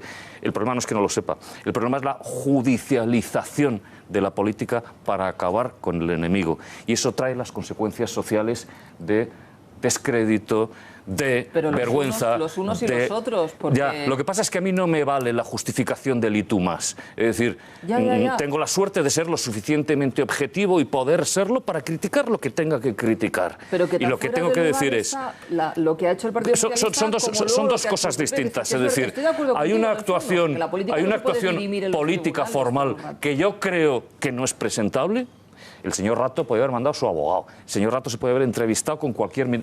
Creo que a ninguno de nosotros, con 400 tweets, aquel que tenga tweet, nos va a recibir el ministro del Interior. Es decir, yo creo que hay que ser más serio a la hora de dar determinadas explicaciones y no pasa nada, pasa nada por reconocer una equivocación. En Estados Unidos se hace mucho y la política está bastante prestigiada. Ahora bien, la ilegalidad que yo entiendo a través de la denuncia falsa que ha cometido el Partido Socialista, ahí se animó el ministro del Interior a que la presente, porque jurídicamente es de vergüenza. Pero no comparemos, es decir, no voy a defender al PSOE porque yo no soy del Partido Socialista, pero yo sí le voy a poner y le voy a catalogar de grave la reunión que mantiene el ministro del Interior. ¿Es ilegal?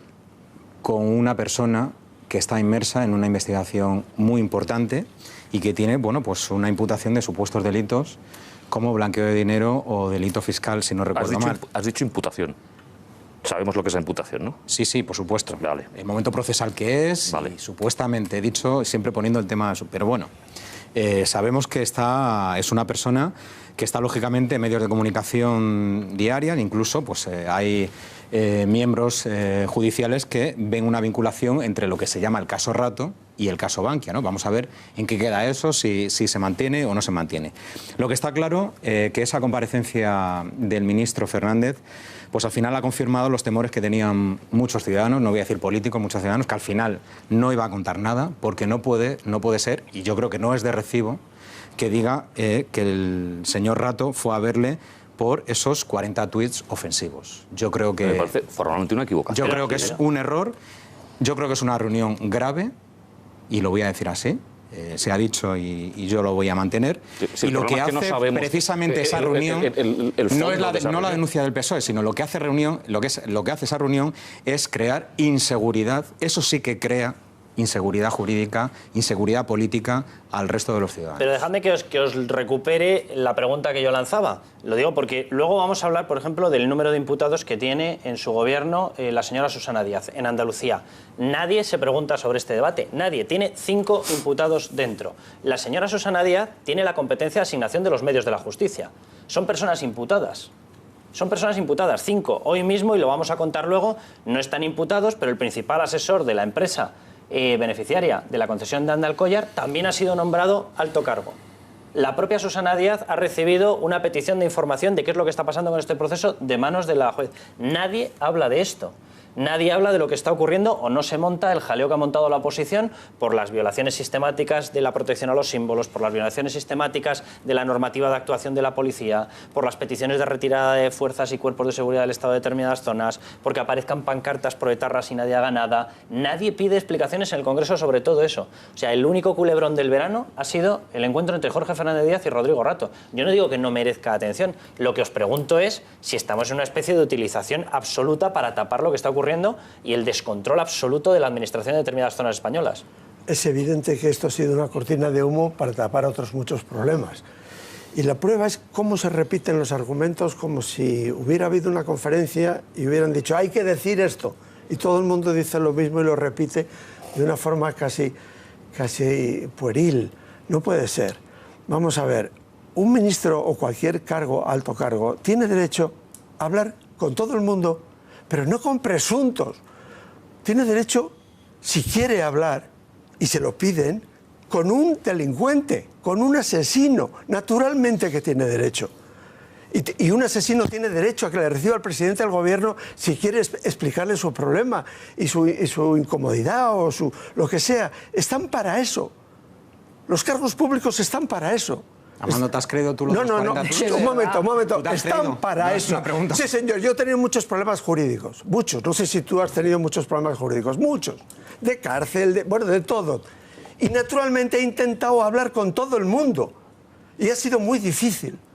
He intentado hablar con el capitán general de Cataluña, que me metió en la cárcel. No he podido hablar, pero yo hubiera querido hablar con él. Yo quería haberle expuesto mi problema, naturalmente. Y me parece hipócrita, y eso es lo que le critico al ministro de Interior, que diga, no, hablamos de los policías y todo eso. No, señor, ustedes hablaron del problema que tiene él y tiene mucho derecho, todo el derecho a hablar con usted y con el presidente del Pues gobierno. yo lo siento, pero no estoy de acuerdo y además... No, ya lo aquí sé que no tenemos- estás de aquí acuerdo, tenemos ya a lo un sé. miembro del Cuerpo Ya lo sé, Nacional pero de tú la interrumpes. Policía. Pero tú interrumpes. No, yo no. Sí, interrumpes, porque acabando. yo no he Concluye, terminado. Amando, concluye. Ah, no has termino. acabado, disculpa, No. pues acaba. Concluye. Pero no hace falta que te exaltes No tanto, os enzarcéis en discusiones que no escucho son de igual. fondo, por favor. Estoy de Concluye. acuerdo con eso que has insinuado, Carlos, que esto es la tapadera o la cortina de humo, porque hay muchos problemas.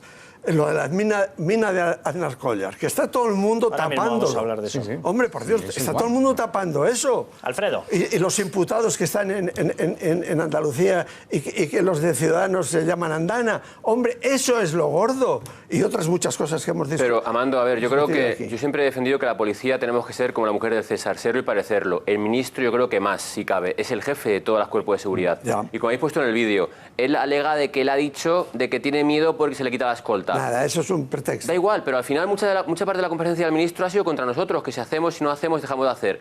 Puntualmente, es un señor imputado y no es el ministro que tiene que ponerle escolta, hay una junta de seguridad que contempla a qué personas hay que ponérselas o no. Si es un imputado, a lo mejor hay que quitársela entera y que se la pague privadamente, como tienen mucha gente en España, ya sean diputados, sean senadores o sea como sea. Punto número 1. Punto número 2. Se reúne con él en sede del ministerio. A los policías, para hacer la ley de seguridad ciudadana, no nos ha llamado para preguntarnos por qué a este señor sí.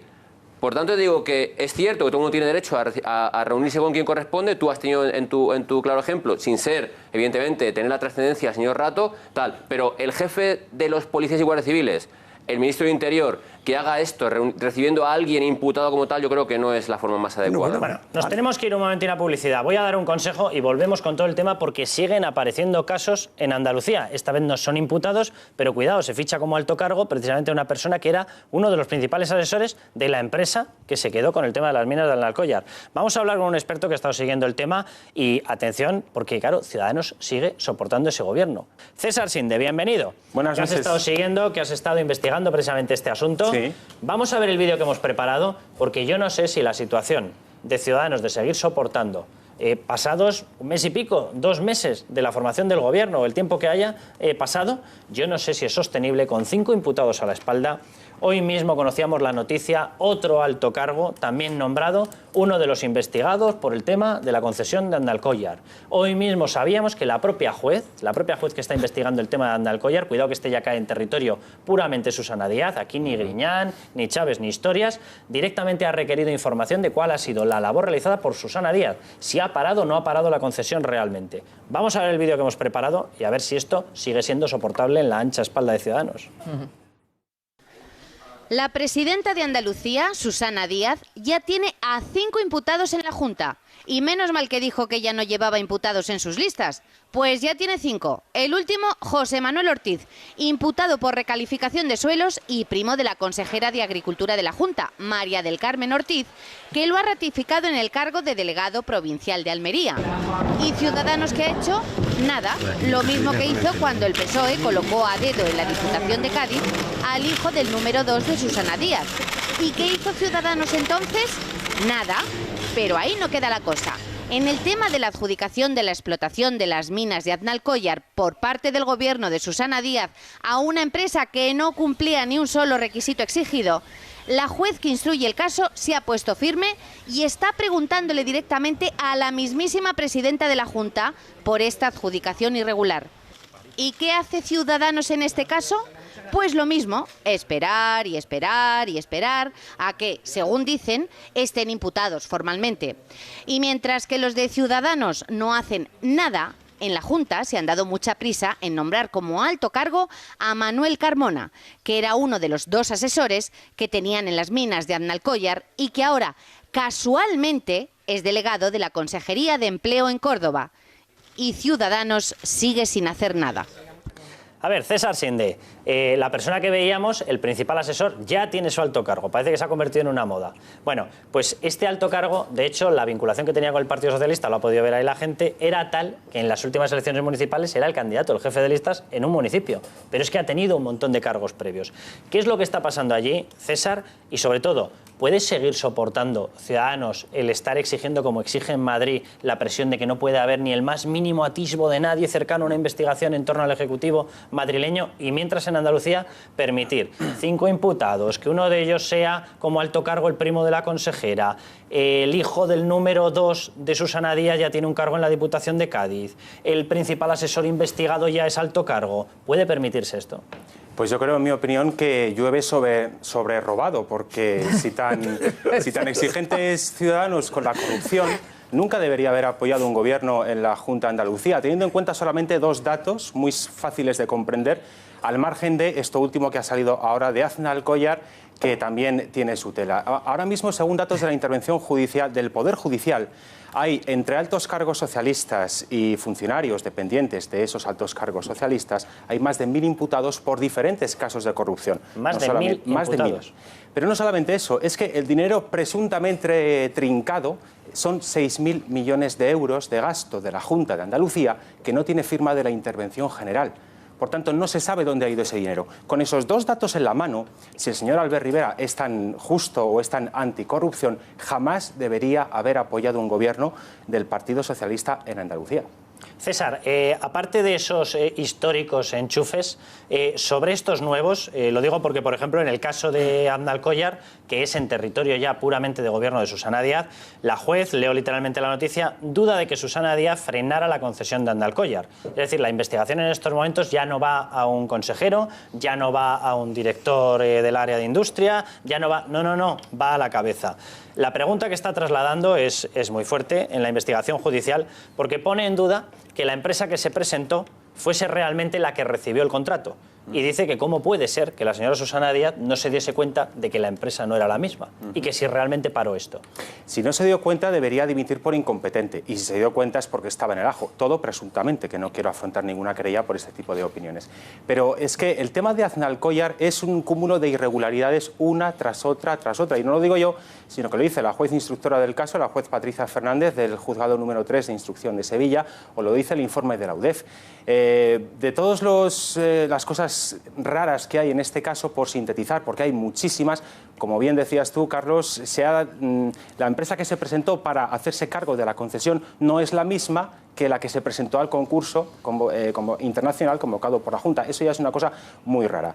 Otras cosas raras, por ejemplo, la oferta ganadora del concurso daba 334 millones de euros menos por la adjudicación que otra de las empresas que se presentaron, y a pesar de eso, los técnicos de la Junta le dan 6 puntos más en la adjudicación. Eso es lo que lleva a la juez a pensar, y a la UDEF también, por cierto, que la adjudicación puede haber tráfico de influencias en la misma. Pero es que no solamente a nivel económico, que por tanto es dinero que dejan de percibir los andaluces por esa adjudicación, es que cuando tú vas al detalle del proyecto técnico presentado, un proyecto técnico para gestionar una infraestructura minera que tiene 80 millones de toneladas de minerales como cobre, como oro, como plata y zinc, creo recordar.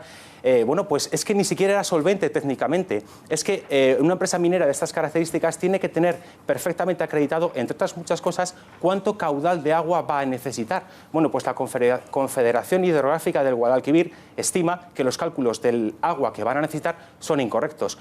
Una infraestructura como Aznalcóllar, que ya provocó en el año 1998 ese vertido que contaminó un paraje natural de primer orden medioambiental como es Doñana, en el pliego de condiciones para volver a explotar esa mina se establece que no puede haber balsas de almacenamiento de aguas mineras residuales. Es una de las condiciones específicas del pliego. Bien, pues los adjudicatarios contemplan la creación de más balsas para almacenar agua residual que tiene minerales pesados y que son altamente contaminantes en caso de rotura.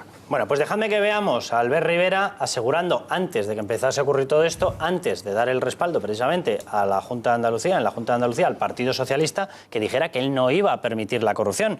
Y mientras, les digo, para que lo vayan pensando, mientras lo escuchan, noticias de esta semana. El Partido Socialista coloca al hijo del número 2 de Susana Díaz en la Diputación de Cádiz. O la consejera de Agricultura ratifica en el cargo a su primo imputado.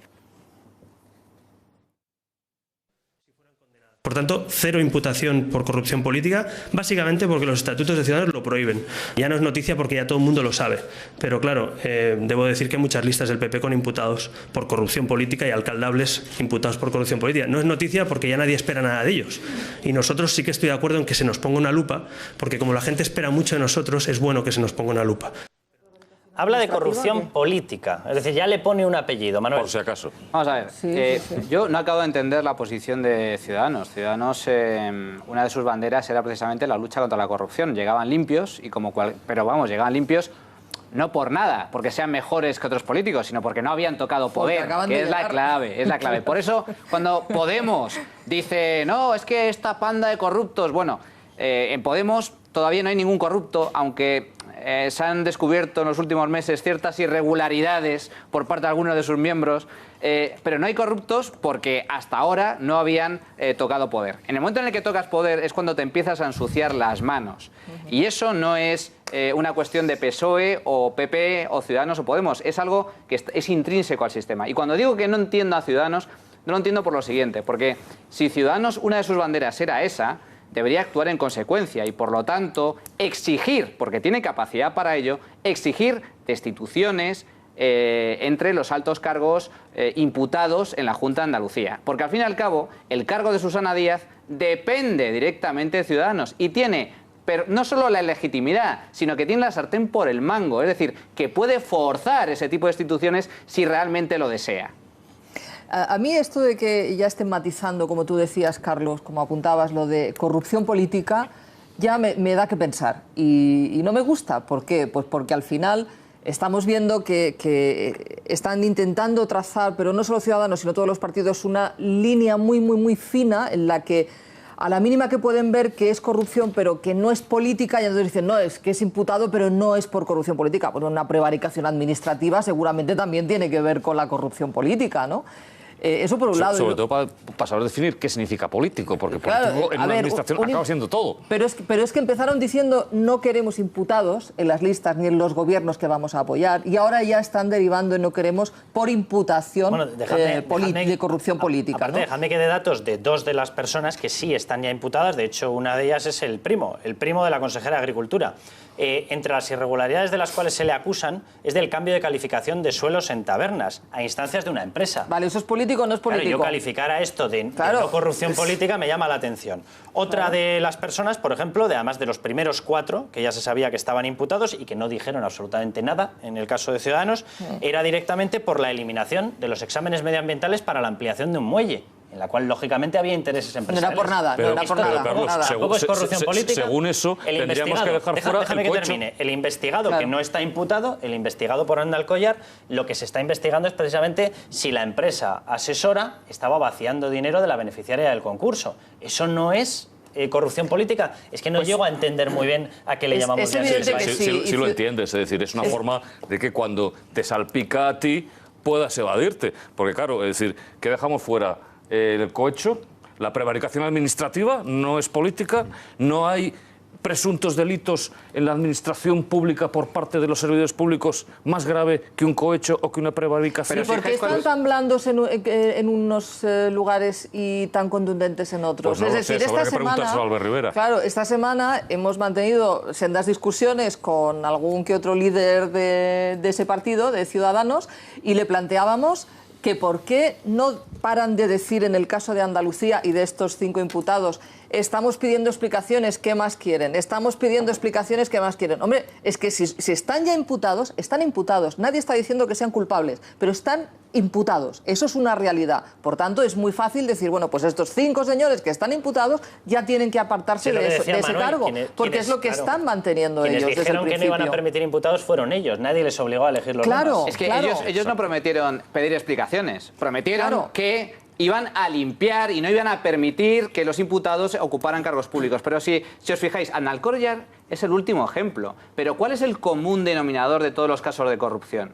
El común denominador es el brutal intervencionismo público que hay en España. Me explico. Andalcollar es por una cuestión de una concesión. Los ERE es por una cuestión de reparto de subvenciones para el empleo. Gürtel es por una cuestión de concesiones administrativas. Una política intervencionista no es corrupción. La financiación política de partidos, ¿a cambio de qué se da? ¿A cambio de qué una empresa le da 3-4 millones de euros en negro a un partido político. Y no me estoy refiriendo al Partido Popular, me refiero en general, porque hay también casos del Partido Socialista y de todos los partidos. Si os fijáis, la corrupción política en España responde a un problema estructural. Y es que los políticos meten la mano en todo tipo de actividades. Y eso es un caldo de cultivo enorme para que se generen corruptelas de estas características. Yo te hago un favor a cambio de que tú me des dinero. Dejadme que os dé más información, porque en este caso el que se está comiendo sus propios argumentos es Podemos. Podemos y MES en Baleares. Ayer informábamos de que el gobierno balear tenía a una persona, a una consejera del área de salud, que había colocado como director general a su marido. ¿Vale? Después de eso coloca a un asesor de 20 años que él mismo reconoce que ha dejado de estudiar a los 13 en el área de salud. Lo tienen que, él dimite directamente por el escándalo que se monta. Luego se descubre que también han fichado como asesor a otro chaval muy jovencillo que casualmente es el hijo del vicepresidente del Parlamento. Podemos, ni mu, se las va comiendo todas, ni mu. Y hoy lo que sabemos es que 2 nuevos asesores son madre e hijo, directamente. Una de ellas los 2 son del Partido Socialista, han sido colocados por el Partido Socialista.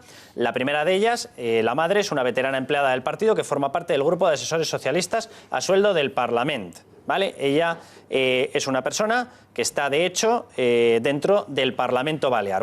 Su hijo ha sido colocado como asesor de la Consejería de Territorio, Energía y Movilidad, una de las áreas del Partido Socialista en el Gobierno después de ese reparto. ¿Qué es lo que ha dicho hasta este momento el grupo de Podemos? Dice, voy a pedir explicaciones.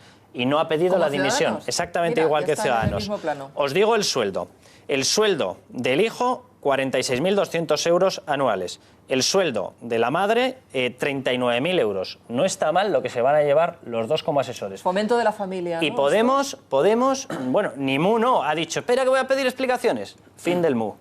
Hombre, hay una primera fase en la corrupción política que consiste en lo que llamamos financiación ilegal de los partidos. Hasta cierto punto no digo que esté justificado, pero hombre, es una fase benévola, podríamos decir.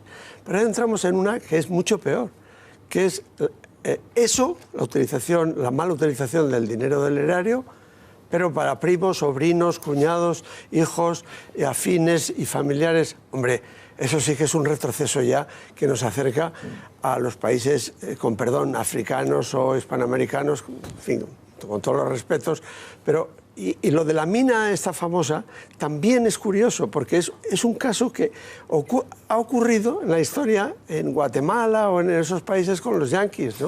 Es decir, que el yanqui venía, sobornaba a los funcionarios y se quedaba con las minas. Y además contaminaba. O sea, que en Europa ocurra eso ahora es algo escandaloso, verdaderamente. Y no hay que culpar tampoco a Ciudadanos porque ha dejado hacer. Habrá que empezar por los que lo han hecho y después decirlo de Ciudadanos, pero ¿por qué ponéis el foco en lo de los ciudadanos que dejan hacer eso? No. Por lo fácil que tendría el foco es, oiga, Susana no puede decir que no sabía lo de la mina. Eso es, inverosímil, porque eso es además internacional. Y ese concurso está lleno de trampas y lleno de decencia por todas partes. Y encima con esta cosa vergonzosa de que los yanquis o los que sean vengan aquí como su finca. Hombre, por Dios, pero si eso ya pasó hace tiempo, ¿no? Dejadme que veamos, porque hemos estado elaborando con todos los enchufes una especie de ranking, a ver si lo podemos ver, porque claro, tenemos a Ada Colau, que directamente ha colocado a su pareja, tenemos al teniente de alcalde de la propia Ada Colau, que también ha colocado a su pareja, tenemos al Kichi, que ha colocado a 8 asesores, 4 de ellos directamente del partido, tenemos lo de Baleares, tenemos todos los que ustedes están viendo ahí. Bueno, Manuela Carmena, efectivamente, que también ha aglutinado el poder en torno a su sobrino, Luis Cueto, es decir, hay un amor por la familia efervescente últimamente. Íñigo Errejón, efectivamente, que metió en la lista de Podemos Madrid no solamente a su novia, en aquel momento Rita Maestre, sino al padre de su novia también, para ir mejorando las relaciones familiares, etcétera, etcétera, etcétera. La consejera que mete a su primo, debe ser una moda de protección a la familia. Esto es la nueva política. La nueva política, la que defiende Podemos, tantos meses criticando la casta, esta panda de corruptos y demás. Pues la casta existe. Pero es que lo que viene aquí, lo que viene detrás, es la neocasta, que es exactamente hacer lo mismo o peor que lo que hacían los demás. ¿Por qué? Pues muy simple, porque la única solución que aporta Podemos al tema de la corrupción es muy sencillo, es lo siguiente. Apártate tú, que eres un corrupto, para ponerme yo. ¡Hombre, claro! Fantástico. ¿Y qué pasa cuando llega él al poder? Cuando llega él al cargo. Pues que hace exactamente lo mismo, porque es un chollo. ¿Por qué es un chollo? Porque, oye, meto de asesor a mi compañero sentimental, a mi sobrino, a mi pareja, al amigo de mi vecino. Es tan sencillo como eso. Y luego, la segunda fase es el trinque. Y la solución no es simplemente quítate tú para ponerme yo. No, la solución es... Fijémonos qué pasa, decías tú, ¿no es un problema de intervencionismo público? Pues sí, sí es un problema de intervencionismo público. Y te voy a dar datos. Las economías menos corruptas del mundo, o casualidad, son las economías más libres del mundo. Y las economías más estatistas del mundo, y te pongo ya como paradigma, que a lo mejor es el tuyo, no sé si será el tuyo, pero desde luego sí el de Podemos. Es Venezuela. Venezuela es el país más corrupto del mundo y es donde el Estado tiene absolutamente todo el poder para hacer lo que quiera. Cuanto más poder tienen los políticos, menos poder tiene la sociedad. Por eso hay un elemento fundamental y objetivo, es decir, ¿por qué hay mucha menos corrupción en la administración central que en las administraciones autonómicas y locales? Porque el poder político impregna muchísimo menos a la propia administración. De todas formas, siguiendo con lo que decía Amando, y voy a ser muy breve, el gran problema es cuando esa corrupción se institucionaliza. Efectivamente, hay que ver y hay que mirar para atrás, porque lo que se ha producido en Andalucía es una institucionalización de la corrupción, donde no ha funcionado, porque no ha podido funcionar más, un organismo ejemplar como ha sido la intervención, en este caso de la comunidad autónoma, en donde los partidos, Izquierda Unida también, Rubén, han mirado para otro lado por ser benevolentes, y donde es una auténtica vergüenza que quien en su momento formaba parte del Ejecutivo andaluz dijera o haya dicho que no se enteró, efectivamente por una razón muy sencilla, porque si no se enteró, pues por absoluto desconocimiento, tiene que quedar fuera, y si se enteró, evidentemente, porque es presunta culpable de todo lo que está produciendo. Pero dejadme que le pregunte a César, y ahora te quiero preguntar a ti, Rubén. Es importante la matización. Sí, pero dejadme que le pregunte a César, ¿realmente es el mismo grado de enchufismo que teníamos hasta ahora o se ha acelerado? Porque yo de verdad que hacía mucho tiempo que no recordaba una lluvia de familiares, sobrinos, primos segundos, hijos, maridos. Yo no recordaba una lluvia de este estilo desde hace mucho tiempo. Siempre se ha dicho que la izquierda no cree en la familia, pero luego hay que ver a la suya como la cuida. Eso ya salta a la vista, ¿no? Pero no solamente con la familia de los podemitas o de las nuevas fuerzas políticas pasan estas cosas. Con los asesores también hay ahí un jugoso mercado que atender. Por ejemplo, en Alicante, esto es que a mí me parece ya sangrante, no, lo siguiente. En Alicante hay 29 concejales. La marca de Podemos tiene 6 concejales. Muy bien. Pues teniendo 6 concejales, la marca de Podemos tiene 12 asesores que le cuestan a los alicantinos 270.000 euros. Por comparar, el Partido Popular, que tiene 2 escaños más que los podemitas, apenas tiene 2 asesores, uno de ellos, por cierto, a media jornada. ¿Vale? Ahí se ven las diferencias. En cuanto al tema de Aznalcóllar que habéis comentado y la posición de Ciudadanos, ahí se ve, el señor Marín ha dicho que él no ve corrupción pese a todo lo que se ha publicado. Entonces yo lo que pregunto es si el señor Marín necesita ir a una óptica o es que quizás sus reminiscencias de su militancia en el PSOE, creo recordar que fue secretario general del PSOE en Sanlúcar de Barrameda, creo recordar, si no me falla la memoria, quizá eso lo explique, ¿no? Pero con el tema de los asesores, ahí se ve, la señora Ada Colau hace unos días se permitió publicar en su muro de Facebook un texto lacrimógeno, sentimental, y yo diría que hasta cursi, en mi modesta opinión, diciendo que ella no podía atender casos particulares porque la gente le para por la calle y le pide trabajo. Hay gente que le dice que tiene un marido camionero, que si puede llevar camiones de basuras del Ayuntamiento de Barcelona. Otro le pide que le van parando por la calle y le van pidiendo determinadas cosas. Y ella dice, me siento impotente de no poder atender tantos casos particulares, pero como bien comentabais antes, o casualidad, hay un caso particular que la señora Ada Colau atendió en 0, que es colocar a su pareja de asesor en el Ayuntamiento de Barcelona o de jefe de gabinete en funciones, porque no tiene el cargo específico. Y luego lo argumenta que esto es lo más sangrante del caso. Dice, no, es que mi marido o mi pareja no cobra del Ayuntamiento de Barcelona. Cierto, señora Colau, no cobra del Ayuntamiento de Barcelona, pero cobra de Barcelona en Comú, que es su partido que cobra una subvención del Ayuntamiento de Barcelona. Por tanto, echa la ley, echa la trampa. Ahora, estarás conmigo en que el que tiene el récord Guinness, perdona, es el señor llamado José Luis Baltar, que enchufó nada menos que a 104 personas en la Diputación de Ourense. Y mal hecho, Maripau, y era del pero Partido mira, Popular, ¿sabes quién pero el tiene? récord ya lo tiene. Mira, Nadie se lo va a quitar. Bueno, ese es el podio, el número 1, pero cuidado porque hay un número 2 que va camino. Es Pablo Iglesias, en las últimas primarias enchufó a toda la lista suya. Unas primarias en las que participó el 15%, ha metido a 62 personas más Tania. Se va acercando. Es decir, ha metido a 63 a 104, personas. no llega todavía. Todo un récord, se va acercando. Pero déjame que le pregunte a Rubén, porque es verdad que quien les está soportando en Baleares estos últimos enchufes que hemos visto es la gente de Podemos y es la gente de MES. Pero yo recuerdo a Izquierda Unida muy activa y me parece lo normal y lo lógico con este tipo de enchufes cuando vienen de otros partidos. Pero yo no le veo tan activo a Izquierda Unida cuando los enchufes vienen del Kichi, cuando vienen del Partido Socialista en Baleares, cuando vienen de la señora Ada Colau, cuando vienen de Manuela Carmena en Madrid. Bien, lógicamente ese tipo de, llamáis enchufismos, ese tipo de nombramientos lógicamente hace daño, ¿no?, a todo lo que es, a los que defendemos, bueno, pues que existan cargos de confianza. Yo defiendo que existan, sea del signo que sea, al gobierno, en la oposición, todos los grupos municipales, todos los partidos necesitan hacer recursos. El que gobierna para llevar a cabo esa acción de gobierno y, por supuesto, los que estamos en la oposición para ejercer ese trabajo de oposición que nos han encomendado los ciudadanos y ciudadanas. Es evidente pues, que la ciudadanía pues, no quiere ese tipo de nombramientos que estáis haciendo alusión.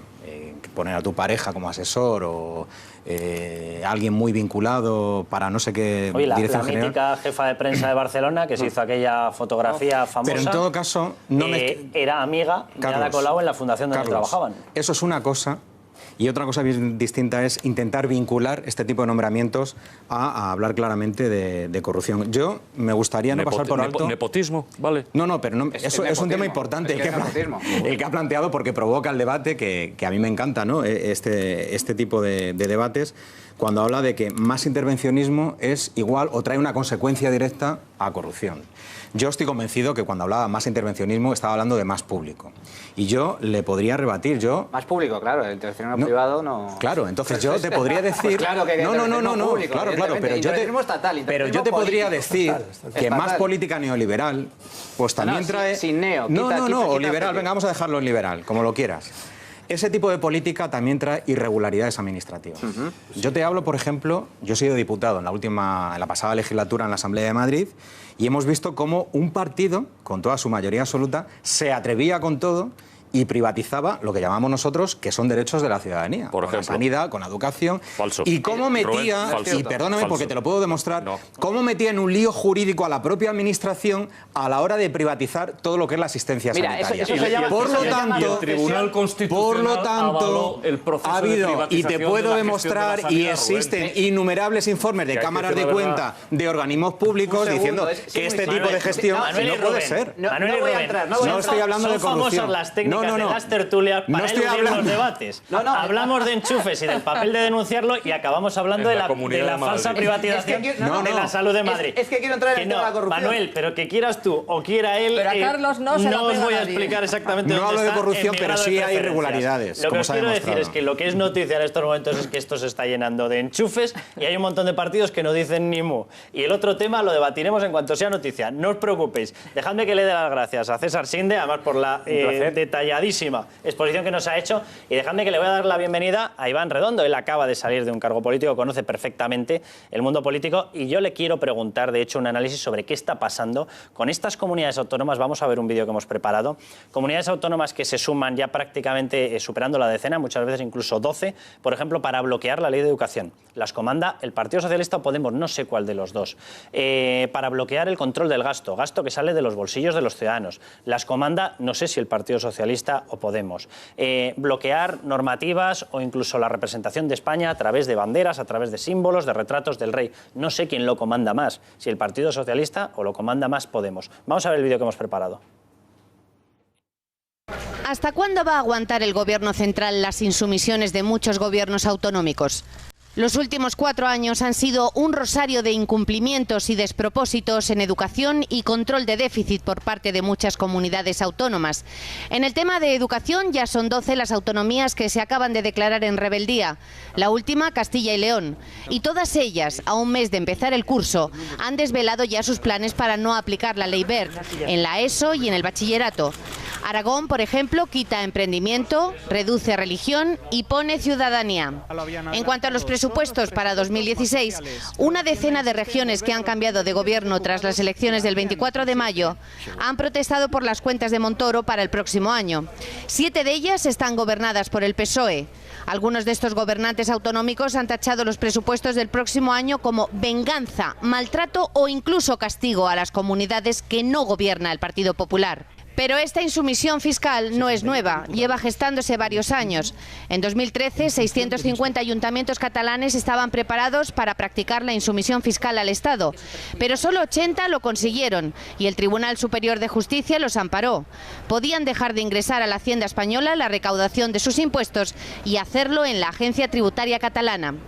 Y otra insumisión más, la de García Paje, presidente de Castilla-La Mancha, que por su cuenta y riesgo ha solicitado la paralización inmediata del trasvase Tajo Segura.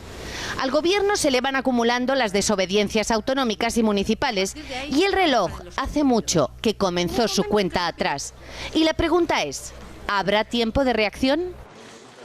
Claro, Iván Redondo, consultor político, déjame que te pregunte, porque estamos hablando de un tema gravísimo. O sea, venimos de hablar de gestos, de enchufes, eso tiene una gravedad evidente, pero aquí ya hablamos de que lo que nos había exigido Bruselas eran unos parámetros para seguir ayudándonos.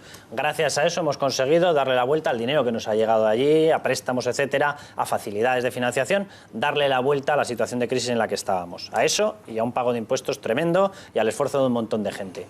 En estos momentos lo que está planteando esta gente es un mensaje que tiene que haber llegado ya a Bruselas, que es no vamos a cumplir, y somos 10, 12 comunidades autónomas, es decir, más de la mitad de España, no pensamos cumplir con los requisitos de gasto, no pensamos cumplir con las exigencias de control de deuda y déficit, no vamos a cumplir con la legislación nacional en materia de educación. Hoy mismo veíamos el mensaje del Gobierno, que ha tenido que admitir que va a readaptar la norma porque resulta que hay comunidades que no la aceptan. Y una ley que es marco, que es del Gobierno central, ha dicho, no, venga, vamos a repensar lo de las reválidas. Les vemos que plantean, reabren la guerra del agua. En unos momentos vamos a hablar, de hecho, con la consejera murciana. Es decir, están planteando cortar el agua a comunidades, a colectivos agrícolas que dependen de ello para vivir del agua directamente. Vemos motines que afectan a todo tipo de cuestiones. ¿Qué puede acabar ocurriendo? Bueno, lo primero, que todo lo que dicen que van a hacer tendrán la prueba la primera semana de octubre, presentando la mayoría de comunidades autónomas sus presupuestos autonómicos. Y veremos que no lo van a cumplir. ¿No lo van a cumplir? ¿Tú crees que no se van a tener? Ni mucho menos, ¿por qué no? Porque ellos van a tener que presentar unos presupuestos con los matices que ellos quieran. Como no puede ser de otra manera, son proyectos políticos y tiene que haber política en los presupuestos, pero con limitaciones.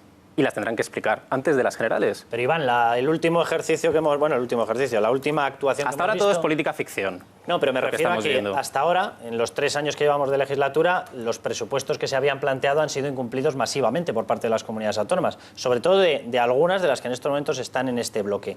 ¿El Partido Socialista es consciente de lo que está lanzando? ¿Es consciente de que esta especie de liderazgo, que yo creo que la población se lo está dando mucho más a Podemos que a ellos, en esta batalla le puede acabar robando el hueco político y acabar aniquilándolo? Yo creo que no es lo suficientemente consciente, pero el Partido Socialista, desde un punto de vista nacional, está construyendo todavía un proyecto político. Y dentro de esa construcción del proyecto político, pues está todavía encajando los matices de sus nuevos liderazgos. Yo creo que el Partido Socialista no se esperaba copar todo el poder institucional que tiene en este momento. Tiene una oportunidad para poder aprovechar ese poder en unas elecciones generales, pero está definiéndose. Dejadme que cite 2 declaraciones de esta semana. Ángel Gabilondo, uno de los máximos responsables del Partido Socialista en Madrid. Pablo Iglesias es un gran político y con un gran futuro. Bueno, el próximo que se pregunte hacia qué lado mira el Partido Socialista, que recuerde esta declaración. El Partido Socialista en Cataluña, presidente del Partido Socialista en Cataluña, Ángel Ros. Cataluña es una nación y así se debe reconocer. Iván, ¿esta es la personalidad, la nueva personalidad del Partido Socialista? ¿Una mezcla entre independentismo y populismo? Bueno, es un partido que está en este momento en el 25% de voto, es muy poco voto para ganar las elecciones generales, las puede ganar todavía hay meses de largo, pero hombre, no es un discurso sobre el tema que interesa también a los españoles. Hemos vivido unos cuantos años, muchos años de mucha división entre los partidos políticos y quien acierte en la unidad, antes estabais hablando de la corrupción, se ha hablado en otras autonomías como la guerra del agua esta semana en este programa también. Quien apueste por la unidad acertará. Y para eso hay que establecer puentes. Entre otras cosas por una cuestión, porque tanto el Partido Socialista como el Partido Popular no tienen que pensar solo en ganar las elecciones generales, sino tienen que pensar en que tienen que llegar a acuerdos con los parlamentos que se conformen. Y en ese sentido, los dos tienen retos diferentes. Hombre, el Partido Socialista, con ese tipo de mensajes, lo que está haciendo es vender en cada autonomía lo que quieren escuchar determinadas personas de esa autonomía. Pero creo, en mi opinión, que las elecciones generales van a ir sobre temas muchos más trascendentales. Uno de ellos será España, que será un tema muy importante, pero no solo la economía, sino España desde todos los órdenes. Y quien apunte un buen programa, creo yo, en unas elecciones que se van a decir por 3, 4 puntos, va a acertar. Gonzalo. Vamos a ver, aquí hay un elemento muy claro, y es que estamos viviendo las consecuencias de una mala planificación en su momento que hizo el Constituyente con respecto a las autonomías, y se nos ha ido de mano. Y creo que es un tema objetivo y 40 años después creo que plantearlo y ponerlo encima de la mesa no está mal. ¿Eso significa que es un peligroso fascista que está hablando de recentralizar tal? Yo ni soy peligroso, ni mucho menos fascista, y lo de recentralizar me lo pensaría. O por lo menos determinadas cuestiones. Es de todo punto impensable que cuestiones, por ejemplo, como la educación, esté transferida y así tenemos las consecuencias que tenemos. El problema es que el Partido Socialista no tiene una idea de España. No es un problema de familias. Más familias que tuvo el Partido Socialista, y de eso Armando de Miguel sabe bastante, durante la Segunda República, no las tuvo nunca. Pero todas las familias, Indalecio Prieto, todas las familias que tenía el Partido Socialista, más moderadas, más centradas en la izquierda marxista, tenían un elemento clarísimo de unión, que era un concepto de España. La E. Hasta tal punto, la E, muy sobresaliente la E en el Partido Socialista de entonces, hasta tal punto que los desvaríos catalanes en el año 33 acabaron con 2 cañonazos en la Generalitat. No estoy diciendo nada, ni deslizando nada, ¿de acuerdo? Simplemente es un hecho histórico que ahí está. Claro, lo que no puede es un partido que pretende ser partido de Estado y querer gobernar una nación, tener una política determinada en Cataluña, otra distinta en Extremadura, una en Andalucía, que no es ni la de Cataluña ni de Extremadura, en Madrid. ¿Para qué vamos a hablar de Madrid? Por Galicia, etcétera, etcétera.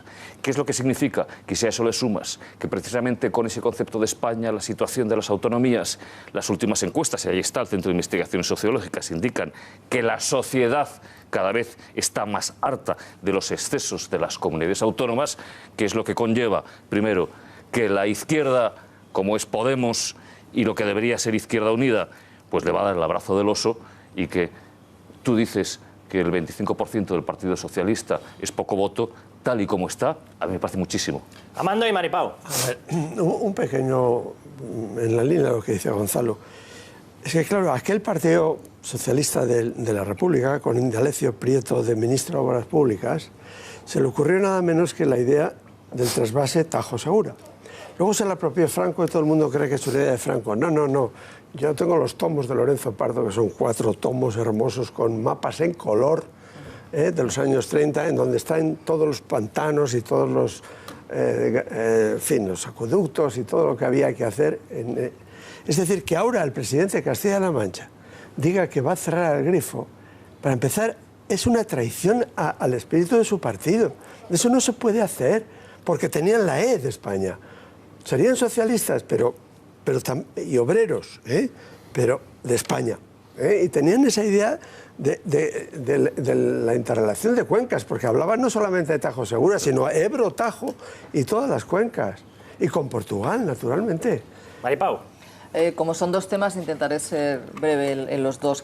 Es verdad que históricamente el Partido Socialista Obrero Español ha tenido un gran problema con su filial en Cataluña, pero es que su filial en Cataluña, que es el Partido Socialista de Cataluña, es un partido que ha tenido siempre independencia. El problema es que, dado a la situación actual, es decir, a lo que se ha llegado, que yo, que soy catalana, jamás pensé que se llegaría, porque yo llevo desde que era pequeña escuchando la convivencia entre catalanistas, que se les decía antes, y ahora son soberanistas, entre los catalanistas y los que no lo éramos, y nunca había habido problemas, nunca.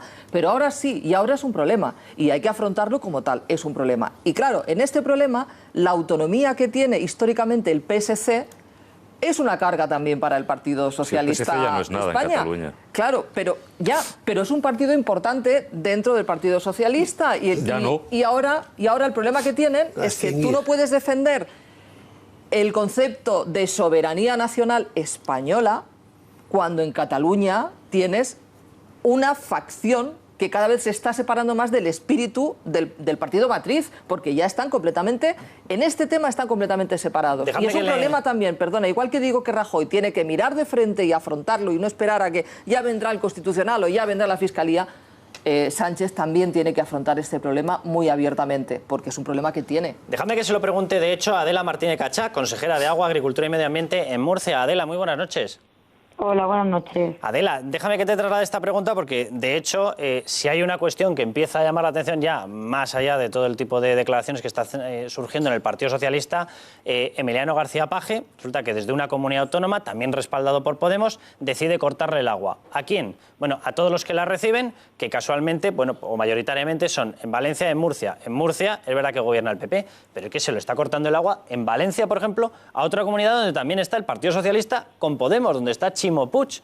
Es decir, ¿a qué está jugando en estos momentos el Partido Socialista, fraccionando ya no solamente la unidad de España, diciendo en Cataluña que Cataluña es una nación y tienen que defenderlo, uniéndose a las fuerzas más radicales que encuentra? ¿Qué es lo que está pasando, Adela? Sí, es muy sorprendente la situación que estamos viviendo, una situación en la que en el año 2013 5 comunidades autónomas junto con el Estado aprueban el memorándum del trasvase, es decir, aprueban las reglas de explotación. Ya por fin habíamos conseguido que el trasvase dejara de ser una fuente de confrontación absolutamente indeseable entre territorios.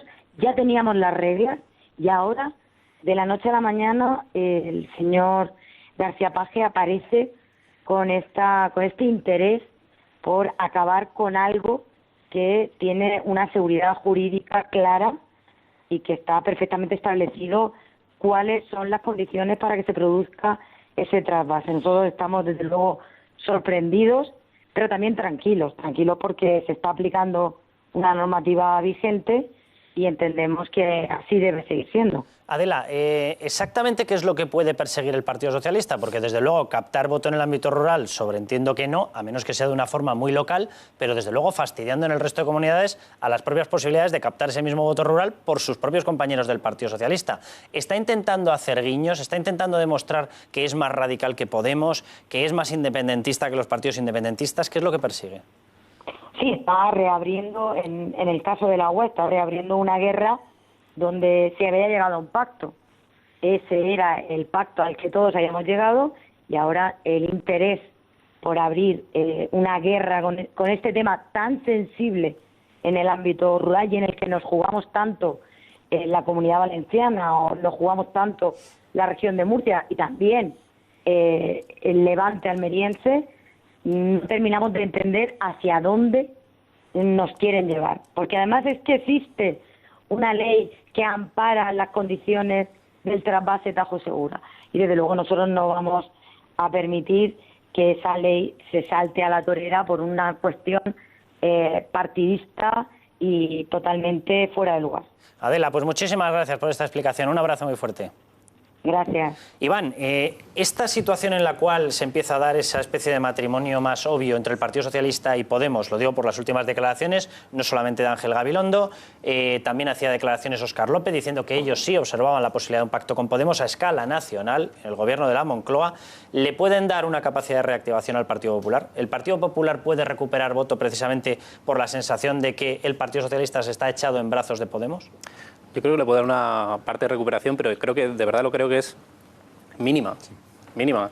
En este momento el PP es la primera fuerza y casi todos los sondeos, los que se publican y los que no se publican, vienen a decir que el Partido Socialista y Podemos, los dos juntos van a tener más escaños que el Partido Popular y Ciudadanos. Caerían Si os fijáis en el porcentaje de Ciudadanos, por ejemplo, en el último CIS, por coger esa, otras les dan más, pero cuando les dan más, ver el gráfico, es un 13%. Ciudadanos tiene un 11% en el CIS. Históricamente, Armando lo sabe muy bien, todos aquellos partidos que se quedan entre el 3 y el 16%, Podemos lo supera, son los grandes perjudicados con la ley DONT. Además de que el segundo y el cuarto, por lo general, son también los grandes perjudicados. Lo digo para que todo el mundo casi lo tenga presente. En el escenario postelectoral, casi al 99%, si se mantiene todo ceteris paribus, todo constante, vamos a encontrar con un Partido Socialista y un Podemos, con estos parámetros, este mismo CIS, con muchos más escaños que PP y la suma con Ciudadanos. Eso por un lado. Y luego, por otro, solo recupero una frase del debate anterior. es muy importante lo que acaba de hacer Paje desde el punto de vista estratégico, si es acertado o no para Pedro Sánchez. Es totalmente desacertado. Porque primero es un tema que no viene a cuento. Reabrir la guerra del agua, que por cierto ya lo hizo Marcelino Iglesias, si os recordáis, que también perdió y fue presidente en primera instancia con el PAR, perdió contra el Partido Popular, fue en el año 99, y perdió contra el Partido Popular en el año 2003, perdón. Esto que le está haciendo a Pedro Sánchez es malo desde un punto de vista de que estáis hablando de Castilla-La Mancha, bien, que no tiene mucho recorrido, porque no hay muchos escaños tampoco en juego. En la parte en la que estamos hablando, lo digo porque hay que ver la matemática electoral, está haciendo un boquete en la Comunidad Valenciana, tiene un boquete, también lo tiene, y el PP tiene que reaccionar en Cataluña, pero no lo habéis comentado, o en otros programas sí, en la Comunidad de Madrid. Sin esas tres comunidades, con un 25% de voto no vas a llegar al 30%, que es donde casi 30-31 se va a dirimir la victoria, unos 8 millones de votos. Pero aún así... Lo digo para que tengáis presente el boquete, ¿a qué viene? Donde era competitivo, entre comillas, el Partido Socialista, aunque sea con otras fuerzas y con otra concentración de fuerzas de izquierda, hacerle un boquete en la Comunidad Valenciana. Yo dejo eso ahí para la reflexión, porque no saben las cuentas. Pero aún así, Iván, tú mantienes que tendría más suma de escaños el Partido Socialista con Podemos que el Partido Popular con Ciudadanos. En este momento... Pese a eso. Pero bueno, no se está haciendo la proyección, pero es fácil hacerla. Solo con la proyección del CIS es así. Es así. Rubén. Y lo digo, y los sondeos también que se están manejando y que se están circulando. Y los que no se publican, que son los buenos. Y por eso no se pueden permitir el lujo, tanto Partido Socialista como Podemos, de cerrarse, ¿no? De no tener relaciones. Es curioso lo de Podemos, porque lleva durante mucho tiempo, antes de la campaña electoral, casi que metiendo en el mismo saco al PSOE, en el mismo saco que el Partido Popular, cuando se aludía al tema de la casta, y cómo, lógicamente, ya está bajando de intensidad todo ese discurso. Déjame que te haga una pregunta, Sí. Rubén. ¿Vosotros en Izquierda Unida Sí. dais por hecho que Podemos va a ir con el Partido Socialista después de las elecciones? Yo estoy convencido que no va a quedar más remedio de que se encuentren para formalizar acuerdos. Hay una cosa evidente, todas las gentes de izquierda, todas las organizaciones políticas y sociales, no podemos permitir que haya y exista en este país una legislatura como la que vamos a cerrar. Es decir, un gobierno Pues lo tendrá que decidir la sociedad, bien, ¿verdad, efectivamente, Sí, efectivamente. no Te lo digo, no, permitir, ese es un te lo digo lenguaje desde el punto de muy vista izquierda, estratégico, desde el punto de vista estratégico de los Pero partidos. no podéis es decir, permitirlo porque está creando empleo. Entonces eso no, eso bueno, tendría que está creando permitirlo, empleo y si queréis, y es un buen debate, hablamos de la calidad del empleo que se está creando, ¿no? Entonces, un gobierno... Podemos hablar de la calidad Un del paro, ejecutivo que se creó en el gobernando a pasado. golpe de contrarreforma, sanitaria, educativa, fiscal, hasta en lo local, ha tenido el Partido Popular. Bien, muchas razones, muchas razones. hasta ahora Lo que tiene está mucho claro es que el sentido Partido común, Socialista no se puede permitir el lujo de no tener esas relaciones, que no va a quedar más remedio que tenerlas, porque yo coincido mucho con el análisis que se ha hecho y las encuestas del CIS. Bueno, las encuestas del CIS nos dicen una cosa, que el bipartidismo no ha muerto, por mucho que muchos vaticinaran que el bipartidismo había muerto, pues el bipartidismo en este país lógicamente no está muerto, que Ciudadanos y Podemos no van a hacer esa ola o ese tsunami que algunos habían pronosticado, y que lógicamente Podemos, Partido Socialista, y vamos a ver si otras organizaciones políticas pues pueden estar en condiciones de llegar a un tipo de acuerdo. Vamos a ver qué acuerdo. Yo no sé para si llegarán a un acuerdo Podemos que no gobierne el Partido Popular o lo que es lo mismo, las políticas de derecha. Podemos y el Partido Socialista, no lo sé. Ahora bien, si se llega a ese pacto, que ya se ha materializado a nivel autonómico local, en primer lugar, supone un engaño, supone engañar a los votantes, a muchos votantes del Partido Socialista, porque que yo sepa, Pedro Sánchez hasta hoy mismo ha dicho por activa y por pasiva que jamás pactaría con el populismo, y en referencia evidente a Podemos. Por lo tanto, se demostraría que Pedro Sánchez es Jamás lo mencionó.